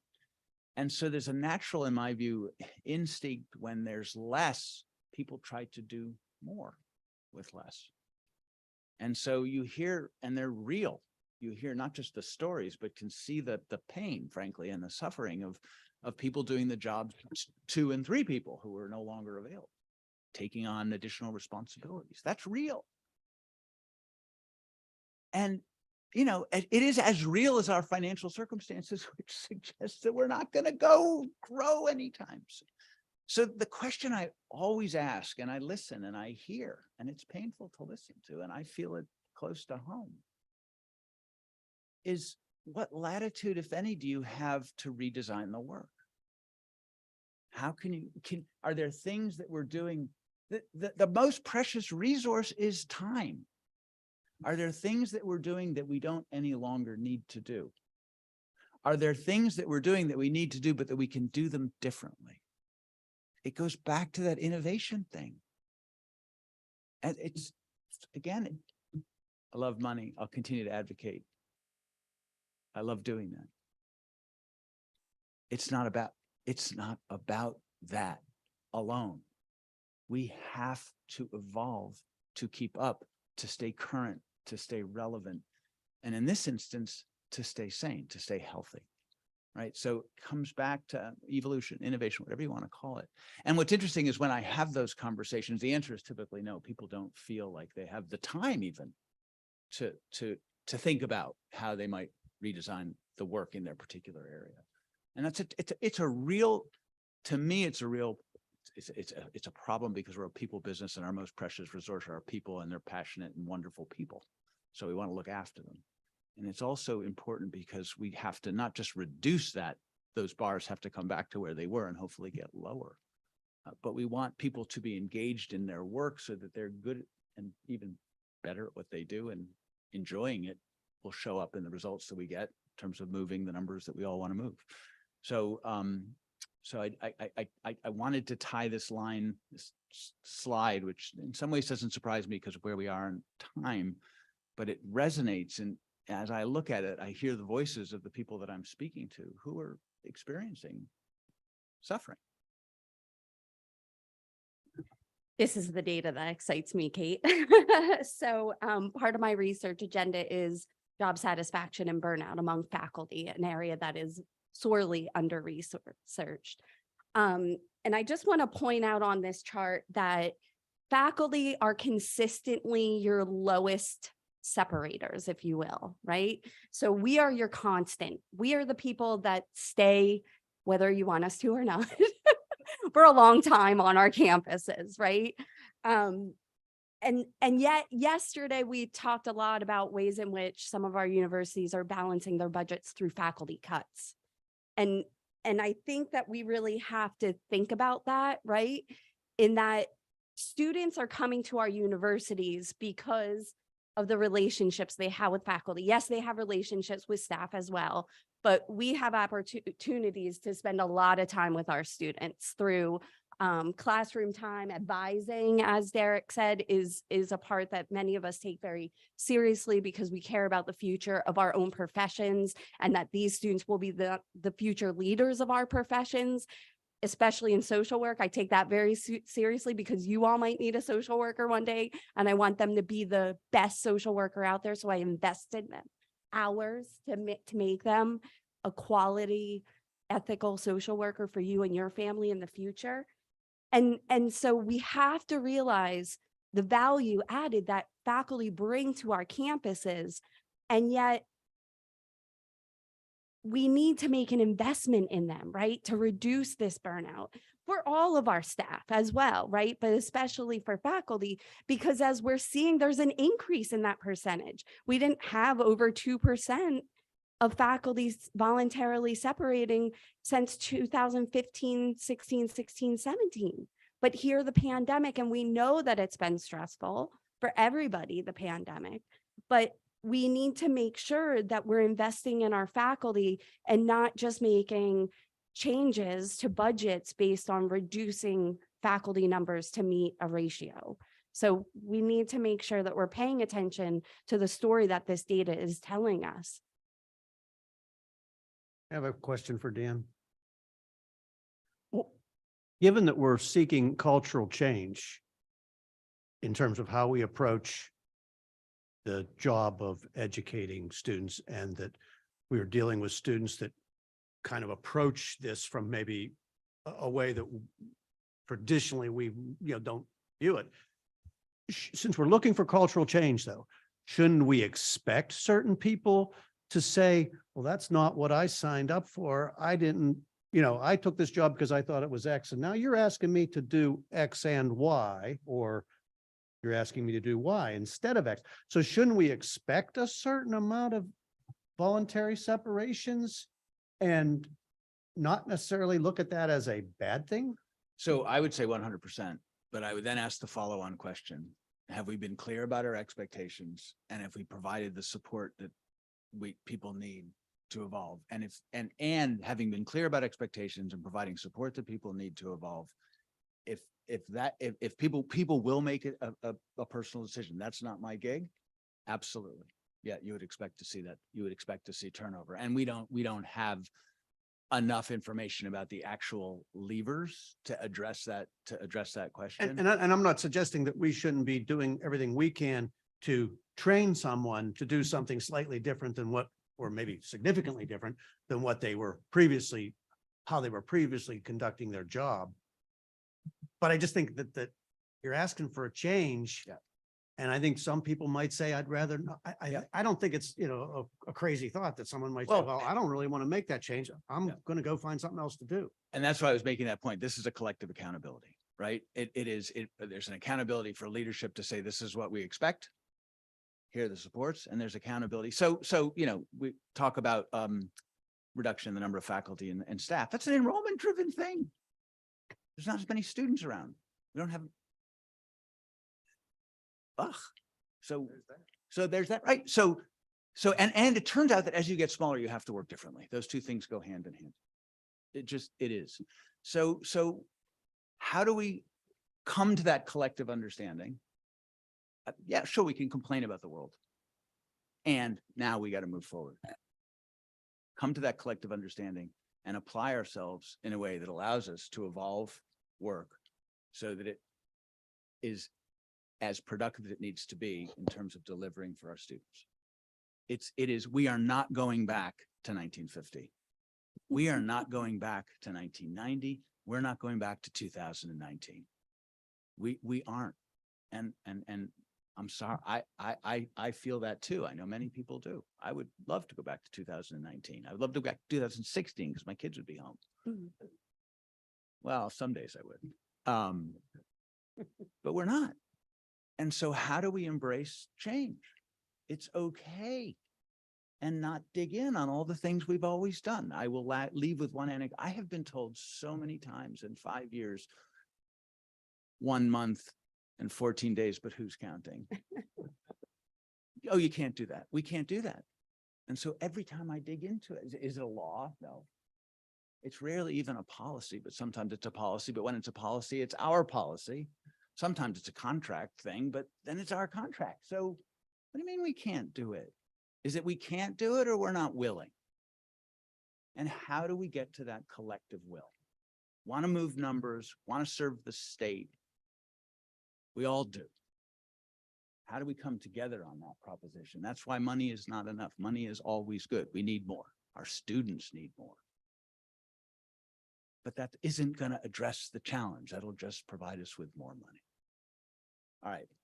Now we basically did the back half of the presentation. Can I just add one more thing, Governor Smith?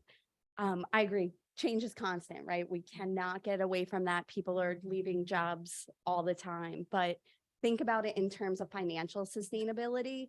Every job we replace, the industry average is 2.5 times that person's salary to replace them.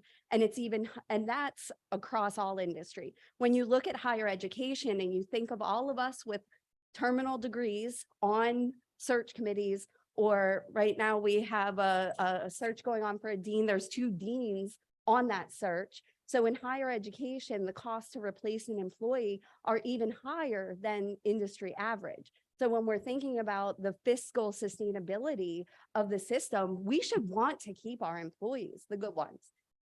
We should want to keep them because it's cheaper. And when we think about innovation, I giggle when Dan said, we're not going back to the 1950s because I gave a great example of what it was like in the 1950s compared to what it's like to be a professor today. But Microsoft recently released data to say that all of the industry across the country using Microsoft email applications, we spend an average of 2 days a week on email, 2 days a week. So that's all of my time that you all are paying me for to respond to email 2 days a week. And I probably spend even more. Like this week, I haven't responded for 4 days now. All right, good. Great discussion. Really great discussion. This is the kind of stuff we need to be talking about as a board. And I'll just say,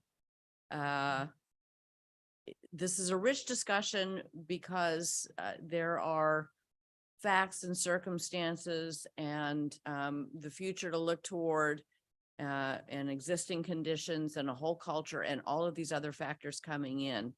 But in the final analysis, We have to progress. We have to move forward. We certainly have to at least keep up with the most innovative states. And to me, that's sincerely not good enough at all. And I think this board is committed to doing that. And I think the chancellor and his team and our presidents, and I think everyone else is committed to doing that. So. Cindy, if I can, I want to just really quickly, and I'll be super quick. I want to look ahead to just areas where I'm begging us to pay attention. I'm not even urging. I'm not even using chancellorial platform. I'm begging. If I had to get on my knees, I would, but it would be, no one would see me on Zoom. Because for all the reasons that we've talked about, we have to, and so what I'm about to show, so Randy, real quick, the same 5 priorities that we're still pushing on the same stuff. We did a process with the faculty council, the system leadership groups, the presidents, and we tried to identify where do we really want to see progress this year on this innovation agenda, and we tied it directly to these issues of how to better serve our students. So here's what's come up, and there won't be anything radically new, but what we're trying to do is say these are the things we really want to focus on, because the challenge with higher education innovation opportunities, they're all over the place. You got to focus if you're going to get anything done. So the handful of things, to drive improvement in student outcomes, shared courses is easily the biggest opportunity that we have. We have campuses all over the state. We have incredible breadth of need amongst our students and the communities that they're from for breadth of opportunity. And we have campuses, all of them really, which are too under enrolled to support the full scope. But together, we don't need to be University of Virginia or many other institutions, which today are eliminating, sure, some programs are no longer relevant, but we're never really in a circumstance where we have to eliminate something which is really valuable, because we have an opportunity to work together to build programs that multiple universities can have, their students can have access to. We haven't figured that out yet. It's not uncomplicated, but we have really got to figure that out. I think we all know that. We are committed to that for a variety of different ways. We have been talking about holistic advising. Think about a one-stop shop for a student, a single point of contact. There's some really exciting activity happening at Westchester, happening in Indiana and other places where they're approaching advising in this way, where a student has one place to go that helps them navigate the complexity of university. And we just have to go there. We're 10 years behind the industry, right? If you want a reference, this Advising Success Network, I think, it's been around for like 5 or 6 years, and it's built on research which has been going on for a dozen. So this isn't new, it's just new for us, but it demonstrably improves student outcomes, particularly students who are most at risk. We have to do more in mental health. The two things I hear most about from students in my visits to campus for 5 years, mental health and wellness issues. And we're just broken. It's not bad, we're great people. We weren't built for the load. We got to rebuild. You can't just throw money at this problem and more people, it won't work. We have to reconfigure and rethink what we're doing, as with advising. That's this. And then we've talked a lot about the non-degree credentials, because, the skills-based hiring is real. I'm a humanist, dyed in the wool. I believe in a liberal arts agenda. Good. Doesn't matter that, because skills-based hiring is still real. There's a massive economic challenge that we're facing, and we have to rise to the challenge of helping to address it, not by giving up our origins in a liberal arts education. That's a fabulous thing, but by evolving, by supplementing. So those are areas that we're working hard on. I want to see real progress in this, in terms of adoption, right? Figuring out the problems and then beginning to see adoption. Second slide really focuses on the continuing effort on financial stabilization. There's more to do. If you begin to think about shared programs, you begin to think about how you organize academic work differently. That's exciting. It's a good thing. I was talking to some people from Commonwealth, where they're beginning to understand the advantages in faculty of having departments which involve people from 3 different sites, they have breadth of expertise and possibility, which is just beginning to poke through. Yay. Imagine what happens when you do that more broadly across other organizations. But we had that requires more than just, how do students move between programs? It's how do you actually organize programs? I think there's more to do, and we've talked about this in key areas which are critical to our financial state. We've been very successful in the budgeting aspects. We have this comprehensive planning process, which has driven all the good news stories around our financial metrics, because what did we do? We identified the practices that we hold each other accountable, each of the universities to hold each other accountable for their adoption, and we are getting better. We've done the same in the academic program planning and course sharing, right? We have built basically a playbook on how to manage academic programs around the students you have and the needs that they have, the regional context that we're in, right? Seems like an obvious thing, maybe not so much.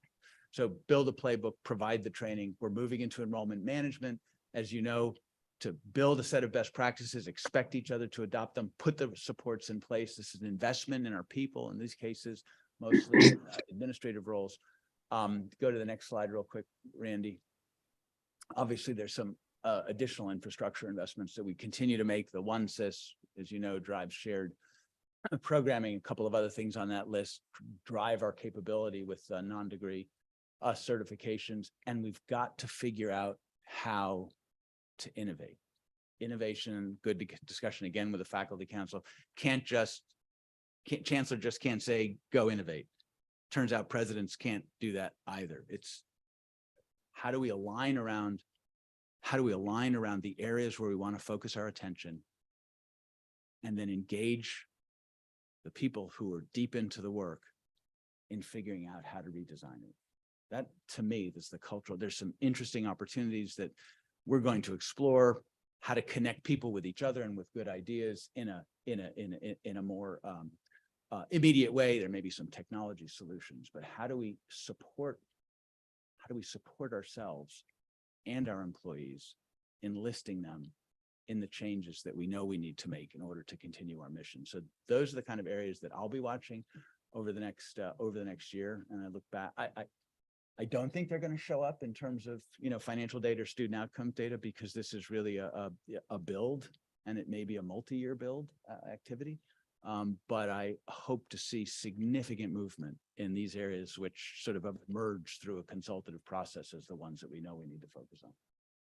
So Dan, thank you. I think that the previous discussion that we had, when we were just reviewing the data, is a demonstration that the board understands these objectives and is thoroughly supportive of them. I think they hit exactly the right priority areas, in all sorts of ways, including meeting, with the governor and the legislature has said are their goals for what we should be doing, how we should be getting there, and how it relates to both the workforce needs of the Commonwealth and the hopes and aspirations for the citizens of the Commonwealth. So I really think these priorities are excellent, and I would ask that they not just be, okay, you presented them here and then whatever, we'll try to remember them a year from now.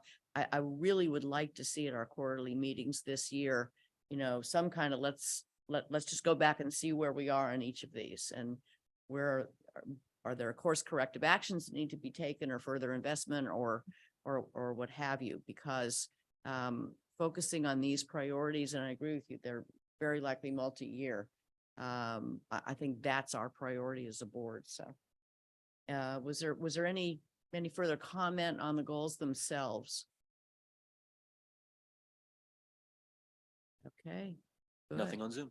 All right. Is that the end of this session then, Randy, officially? Okay. I think we're gonna 5 minute, 10 minute. Okay. We're gonna take an We'll start at 11.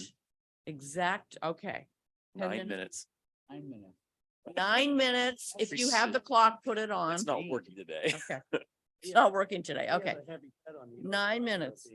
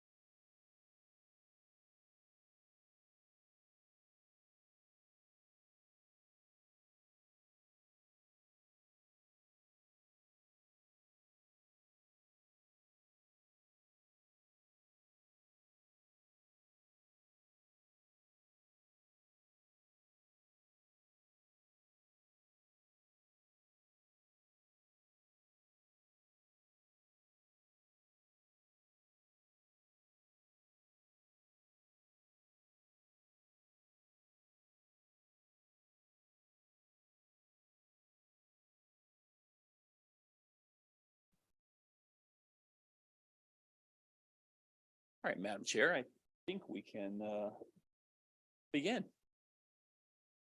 Okay.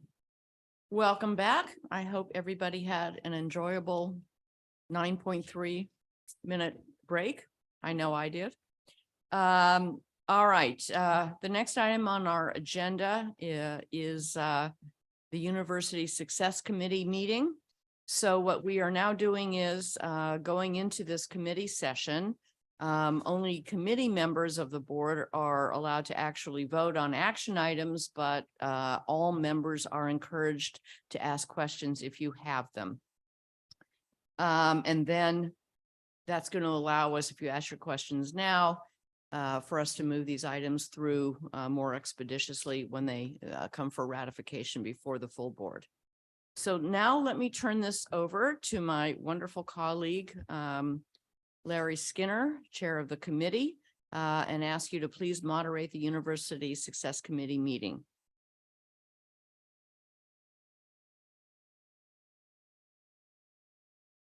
And you might be on mute, Governor Skinner. Yeah, we can't see you, but you're probably on mute. No, I think Randy muted me earlier. There you go. It's Randy's Well, fault, yes. There you go. Thank you, Madam Chair. Good morning and welcome. I will ask Toya to do a roll call of the University Success Committee. Yes, I will. Chair Governor Skinner, Here. Vice Chair Governor Neil Weaver, Here. Governor William Gindelsberger, Secretary Akbar Hossein,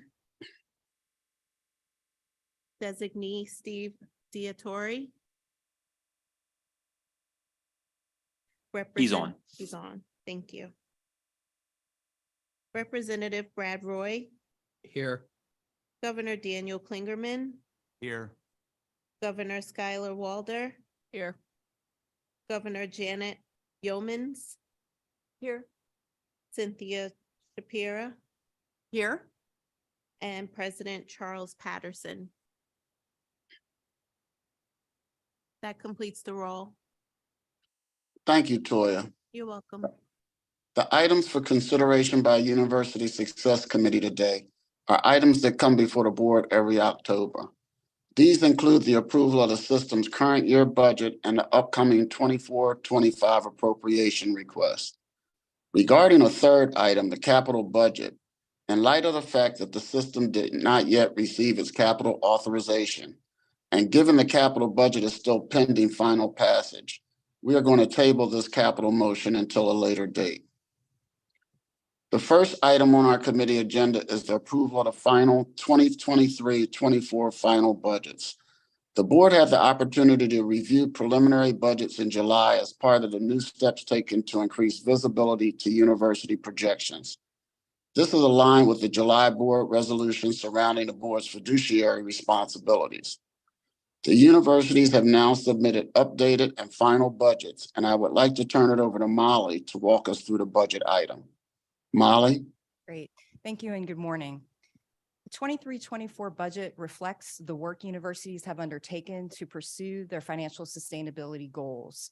These final budgets have been updated from the July preliminary versions to reflect several key items, including the 6% increase in state appropriation and supplemental debt relief funds, our final frozen tuition rate and the fall enrollment census, the ratified AFSCME and SEIU labor agreements, and lastly, any corresponding adjustments by universities on their overall revenue and expenditure levels consistent with the direction of the financial sustainability requirements. On the revenue side, the 23-24 unrestricted budget reflects the board's action to keep tuition rates flat, paired with enrollment trends we're seeing this fiscal year. We are bending the curve on enrollment with a noteworthy growth in new students and just slightly lower enrollment overall. This results in tuition revenue being down less than 1%, which is an improvement over trends from recent years. The state appropriation reflects a strong growth of 6% to $585 million, which we are pleased to have had the support of the General Assembly and the governor reflected in this increase. Other revenue continues to be impacted by one-time COVID aid. The 23-24 budget incorporates approximately 43 million of anticipated revenue to be recognized out of the recent 125 million of federal aid distributed to universities. The corresponding adjustments and expenses rather are incorporated in the budget as well. Therefore, this is neutral to the bottom line. Including last year's expenditures of federal funds, 73% of the 125 million has been utilized through this budgetary period. On the expenditure side, personnel reflect workforce planning steps as part of sustainability efforts that partially mitigates impacts of actual and estimated increases in salary rates as well as benefit rates. Expenditures in financial aid to address affordability for our students, those stand at 135 million in our budget, and this has continued to be a budgetary priority of our universities. Inflationary cost increases and some one-time expenditures are driving services and supplies growth. So for the 23-24 budgets overall, there is a 35.3 million projected deficit, or less than 2% of the budget. These deficits are isolated to just 3 universities, which is not unexpected and has been reflected in our prior planning. Lastly, the 23-24 budgets have gone through each of the university's councils of trustees as well before being presented to the board. That concludes my report. Thanks so much, Molly. Based on the information,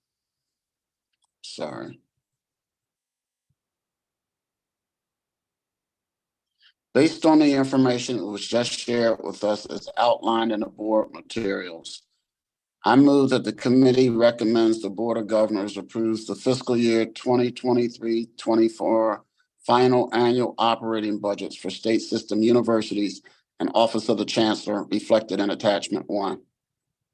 Is there a second? Second. I have a question. She indicated that there were 3 institutions that were running a deficit. What are they?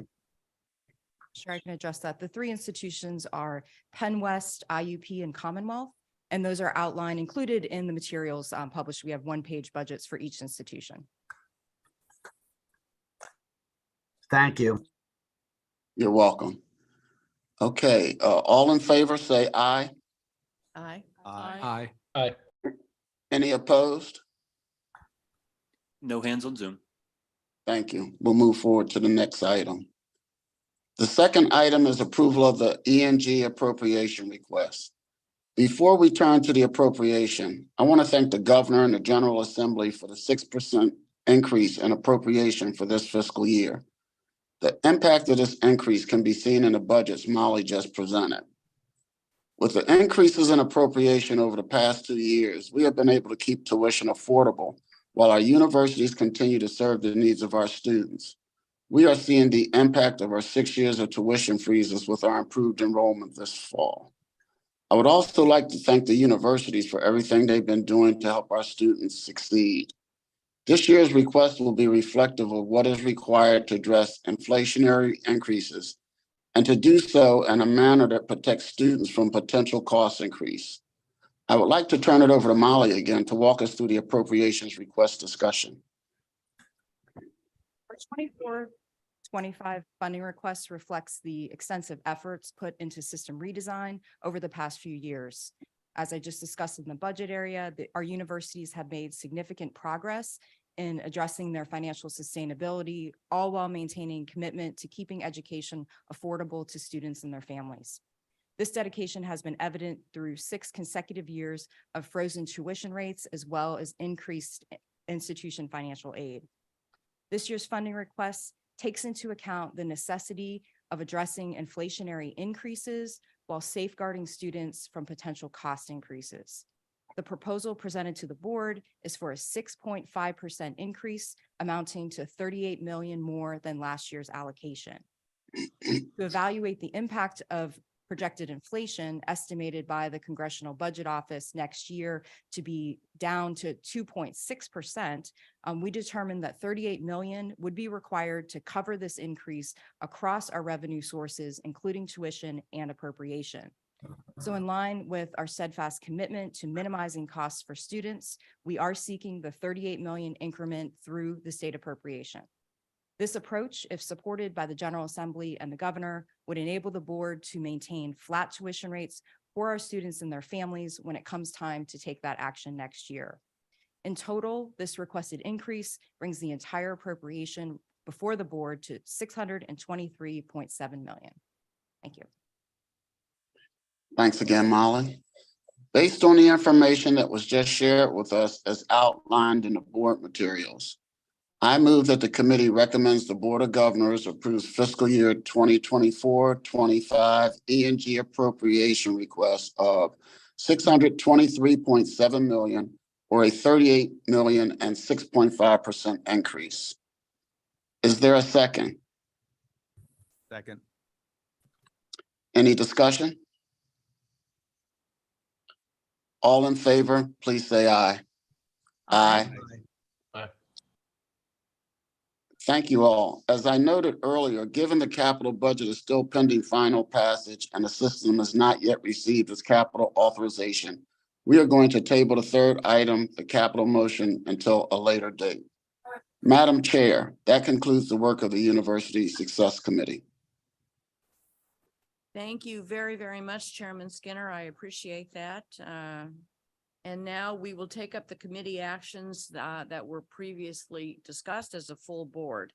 Unless anyone would like to have them divided, we will vote on them in one motion. And just to remind you, those items include first, the approval of the 23-24 final budget year, final budget, and then the approval of the 24-25 appropriations request. Okay, does any board member wish to divide those items into more than one motion? Okay. No hands on Zoom. All right, thank you very much.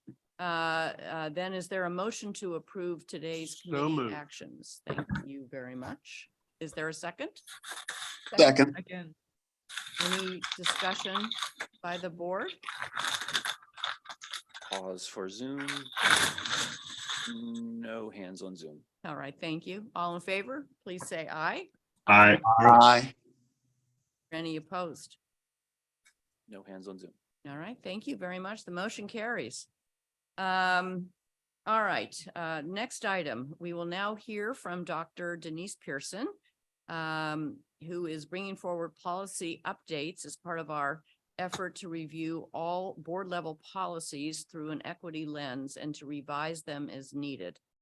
And as Dr. Pearson prepares to provide an overview of today's actions, let me thank the students, faculty, and staff who are serving on the Policy Review Committee. You're doing very, very important work to help our board and our system live our values so that all students, staff, and faculty members within the state system know that they belong here.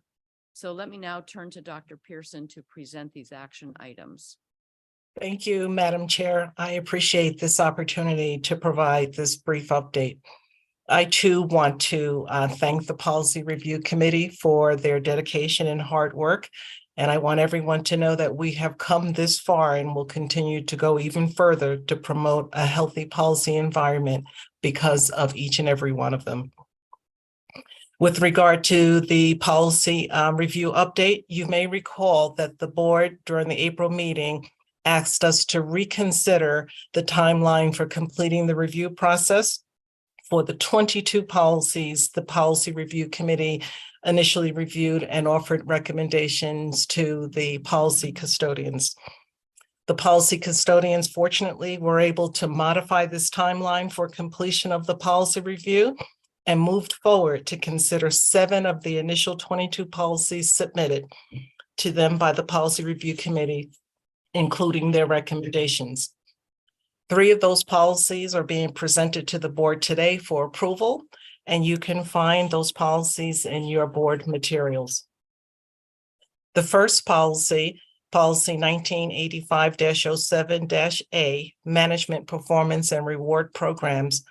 The proposed changes simply affirm our collective values and aims to create a policy environment that recognizes and rewards a wide range of behaviors and efforts. These changes also highlight the intersection between inclusiveness and PASHE sustainability. The second policy is policy 1998-04-8, procurement of goods, services, supplies, and construction. Proposed changes aim to remove barriers and create an environment that affirms the value of supplier diversity. The changes further recognize and widen our procurement aperture. The final policy for consideration is policy 1997-03, naming of state system of higher education facilities. Proposed changes are relatively minor, but they importantly recognize the importance of being thoughtful in naming facilities to avoid unintentional harm and risk. Before I turn it back over to you, Chairwoman Shapiro, I want to also remind everyone that policy 1993-01-A, general education at the state system of higher education universities, was amended by the board during the July 2023 board meeting, and those amendments were fully endorsed by the DEI Policy Review Committee. Madam Chair, that concludes my update. Thank you very, very much. We appreciate that. So I'm going to first make a motion, ask for a second, and then we can have any discussion. I move that the board approves amendments to policies 1985-07-A, 1998-04-A, and 1997-3 as indicated in the attachments. Is there a second? Second. Thank you. Any discussion? I have a question. Yes, sir, Mr. Bogle. How do you intend to implement some of these programs that you have introduced? Particularly the second, I don't have those numbers.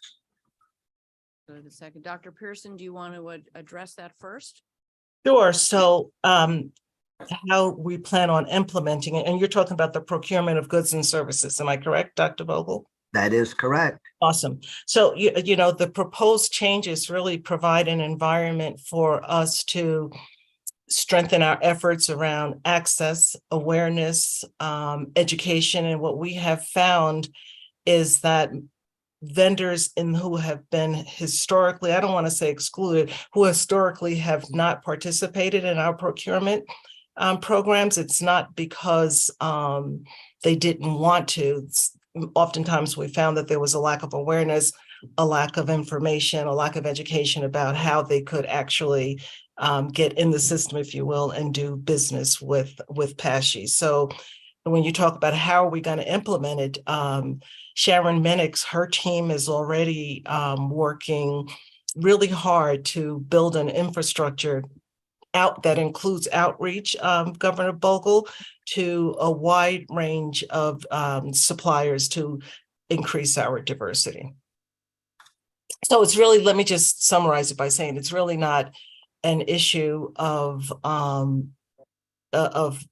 implementing or increasing. Our goal is to increase the number of diverse suppliers or to mitigate barriers.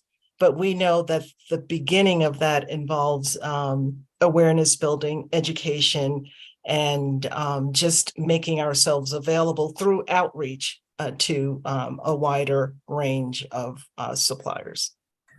Dr. Pearson, my experience within the state system vis-a-vis Cheney leads me to again ask how. I believe awareness is a major factor, by the way.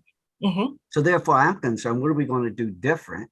That says, here's the system we'd like you to respond to contracts that we have open and available. I mean, that's really where I'm going, because it historically has not been the easiest thing to do, by the way. Let me just jump in here to say that, you know, our job as the Board of Governors is to set the policies and to charge, you know, management with implementing them. So understanding that, and the Board of Governors doing its job with regard to adopting the policies and charging management appropriately with the hows, like how are you going to do this, and monitoring that. Should I call on Sharon to comment on this a little bit more? Yeah. In terms of the hows? Okay. Sure. From a how perspective, we've got a variety of work streams in process right now. We are looking to first align our communication strategy with universities that are conducting supplier outreach and supplier educational sessions. So we are updating our website. We're doing specific targeted email outreach to let them know that they can come in and register as a small, diverse, disadvantaged business. So we've got targeted emails, targeted communications, doing supplier fairs. We were making system changes. We're also making changes to the procurement handbook, which is kind of an in the weeds how the purchasing units review the supplier certifications. And so we have a lot of different work streams in process right now, from a technical outreach, advocacy, communication. The first thing we need to do is build awareness and have suppliers register in our system so that we know who they are, and then we can do targeted communications to them about the opportunities that we have across the system to do business with us, whether it's with supplies, services, across the spectrum of procurement activities. And We're Dr. working Vogel- closely with the universities on that. Yeah, I'm sorry, Sharon. I just want to add really quickly, Dr. Bogle, if you're interested, the DEI Summit is coming up on November 8th through the 10th. And someone from Sharon's unit is doing a presentation on how far we've come and where we're planning to go with regard to supplier diversity and procurement. So, you know, it's important. We're focusing on it. And I think what Sharon just described and the spirit of the policy illustrates our commitment to holding ourselves accountable. With all due respect, and to avoid consuming too much of time in that discussion, I do have a serious concern about it, since I do have a great deal of history. We have said, not necessarily this board, we have said historically we're going to do this and do that to expand opportunity. I haven't seen a lot of expansion. Therefore, to avoid consuming that time, I would like to have some further discussion, Madam Chair and Chancellor, if we may, please. Absolutely.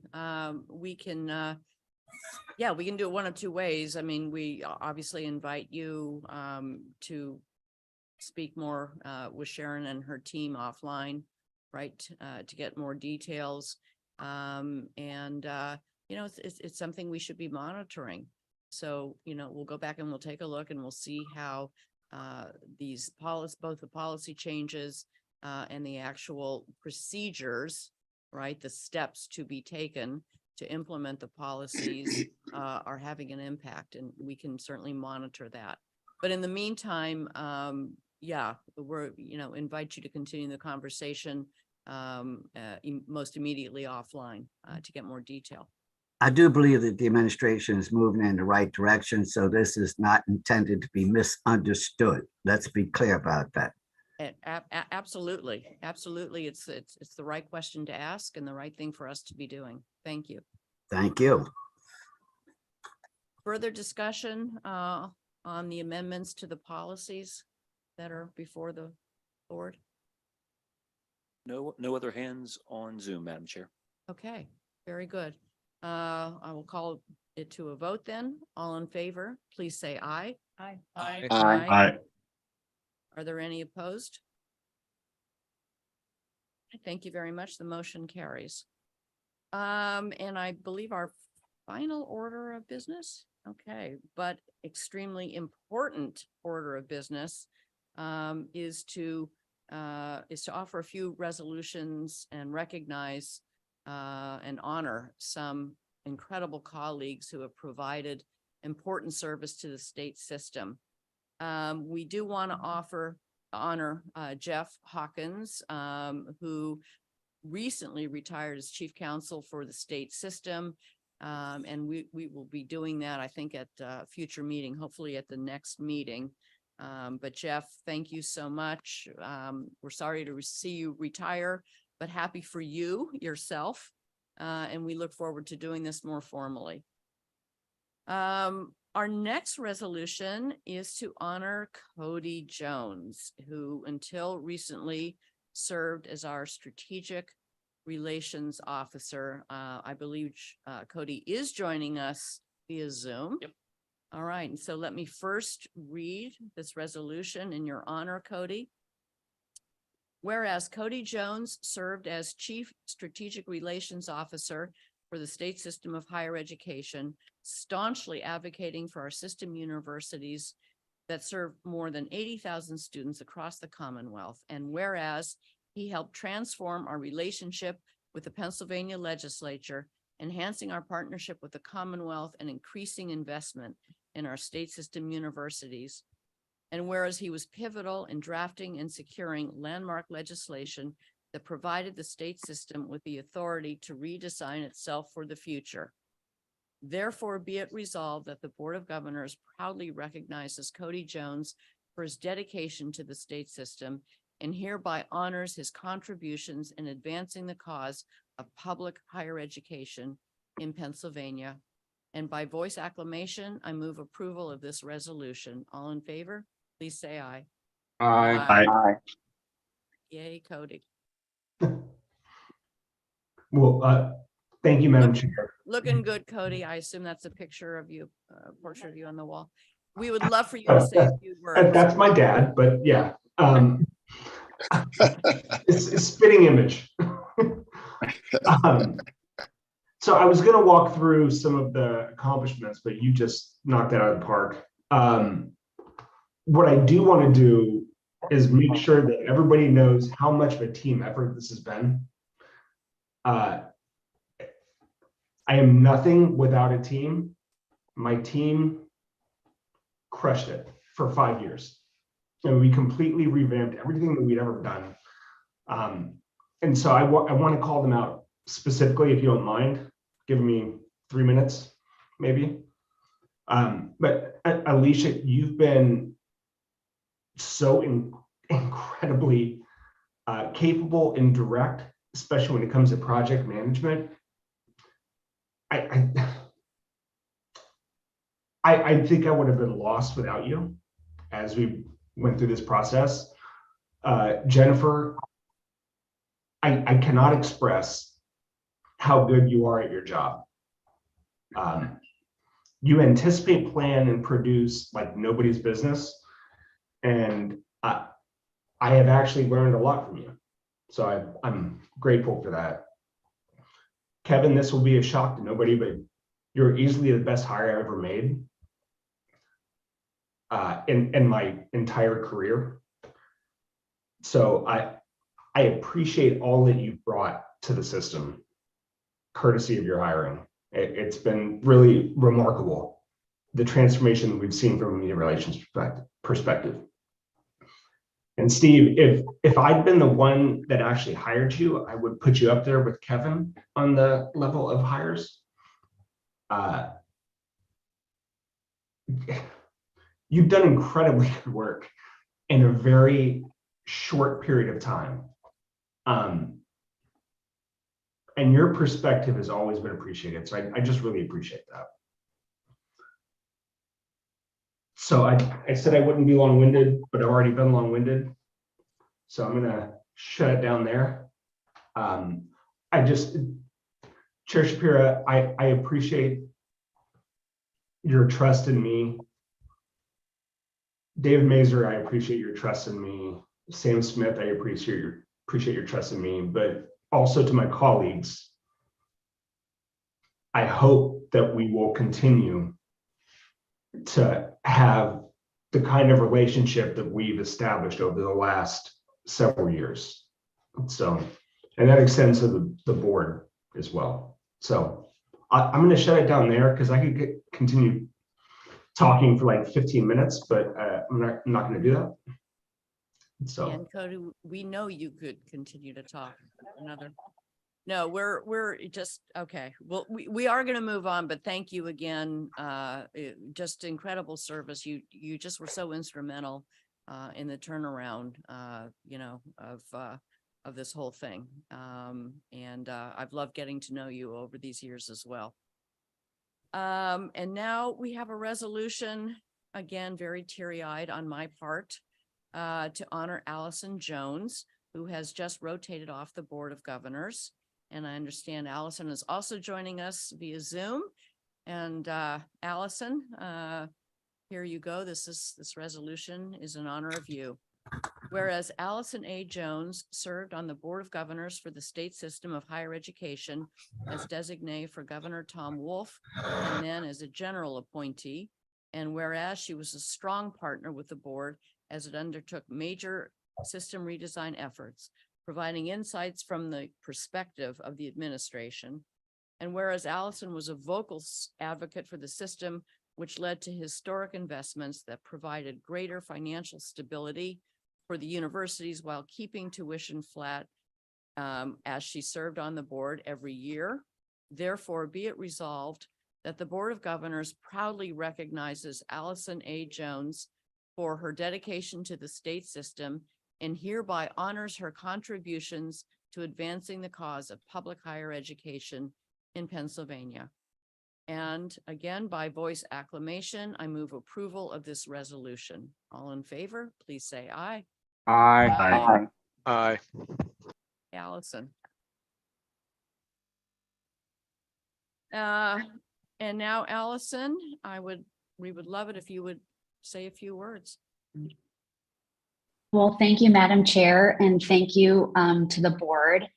As I have come off the board, and I have been involved and on this board for almost 5 years, I've been kind of reflecting on that time.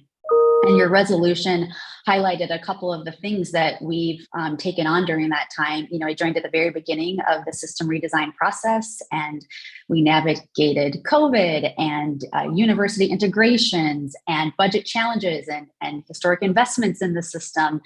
And you know, trying to create better alignment between the system and our workforce and kind of economic competitive needs, and thinking more holistically about how to better serve students.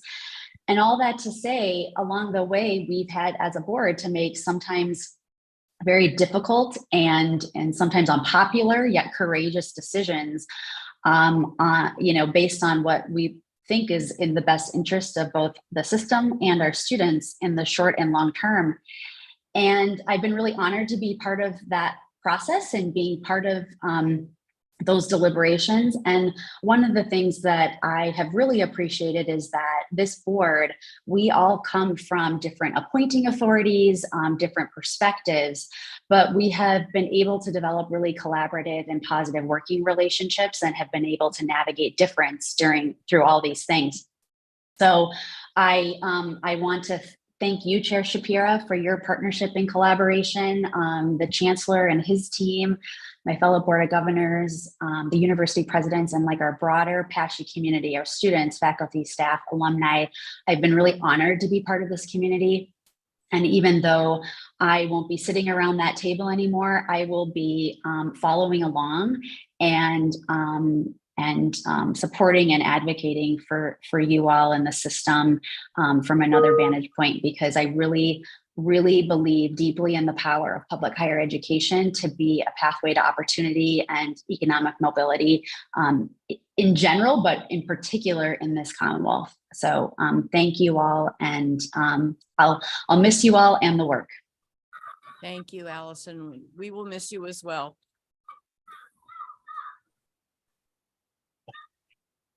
Okay, let me report that the board met in executive session yesterday from 1:30 p.m. to 2:15 p.m.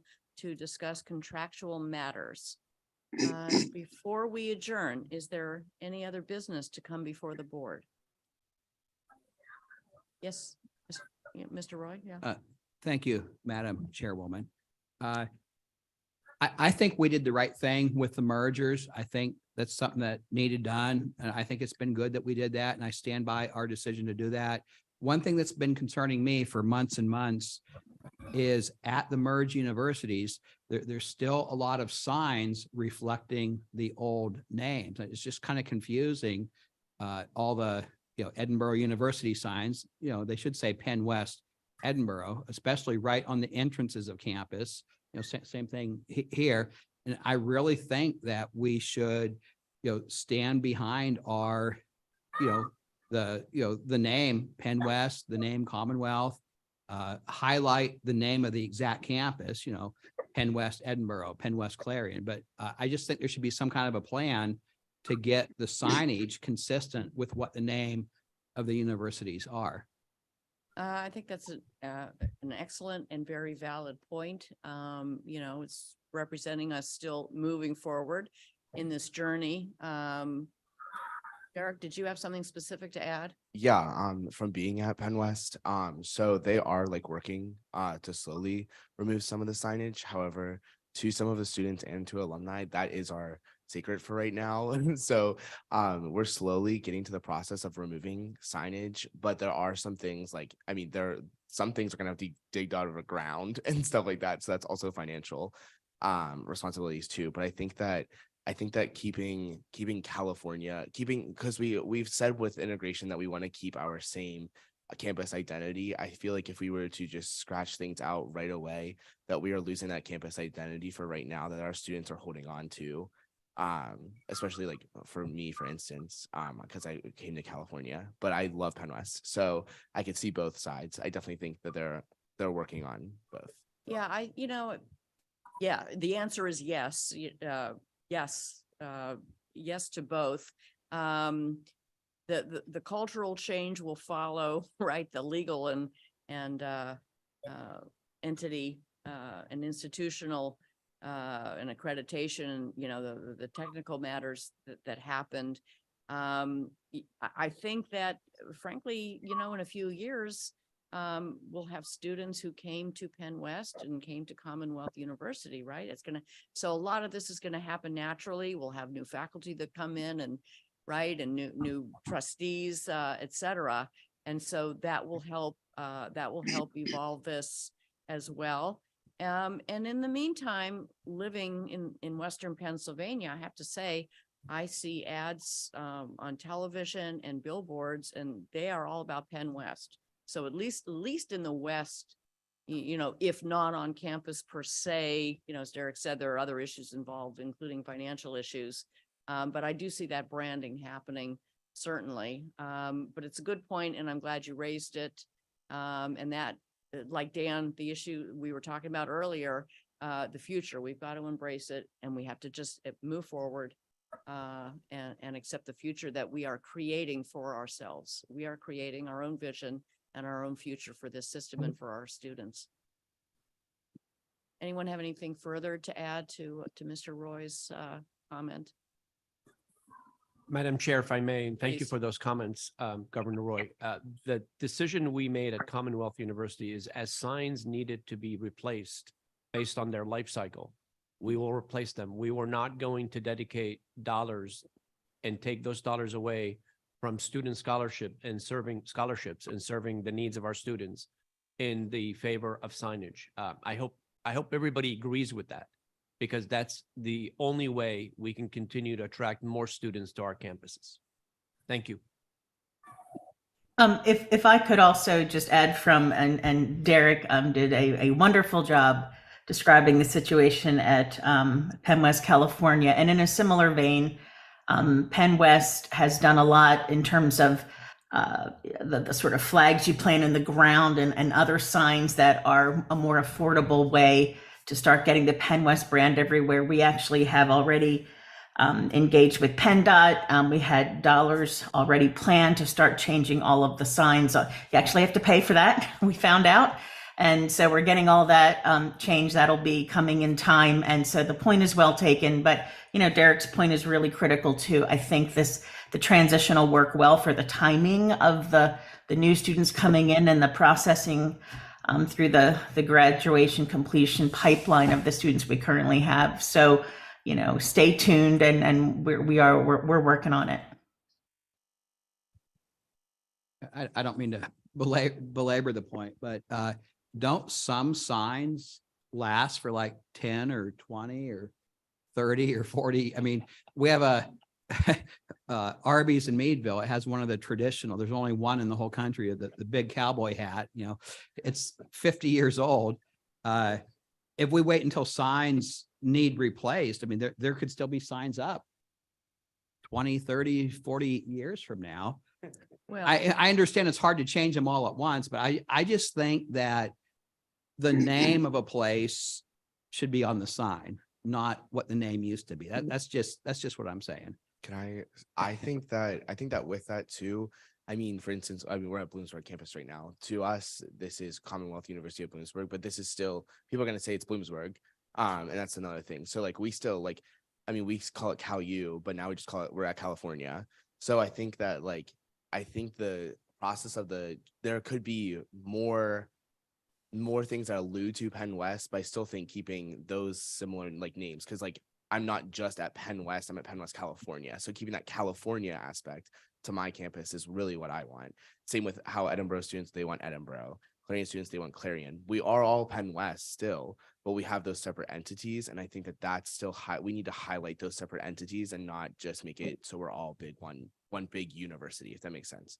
No, I agree. Like if it was up to me, that the sign would say Penn West and Edinburgh would be in great big letters, California, big letters, Clarion, big letters to keep that identity. Same thing with the sports uniforms, Clarion, Penn West in small print, Clarion and big print budget. Anyways, I just think it's something that we should make sure gets done. Thank you. thanks. And it does sound like it's happening. We're pursuing it.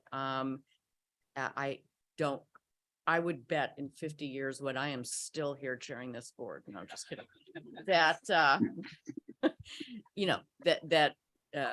that will not be true. And just, but as an aside to that, I'm from Los Angeles, and I don't know if any of you have ever seen the gigantic Randy's Donuts sign. It's been there for 70 years. I don't think Randy owns it any longer, No but comment. it would not be, it would not be LA without the 70-year-old giant donut. So, Shout out. okay, with that important message. Shout out just for Penn West shirts. They're Penn West. Great. And I'm telling you, the billboards are too, and they're all over where I live. It's great. Okay, hearing no other business come before the board, we are officially adjourned.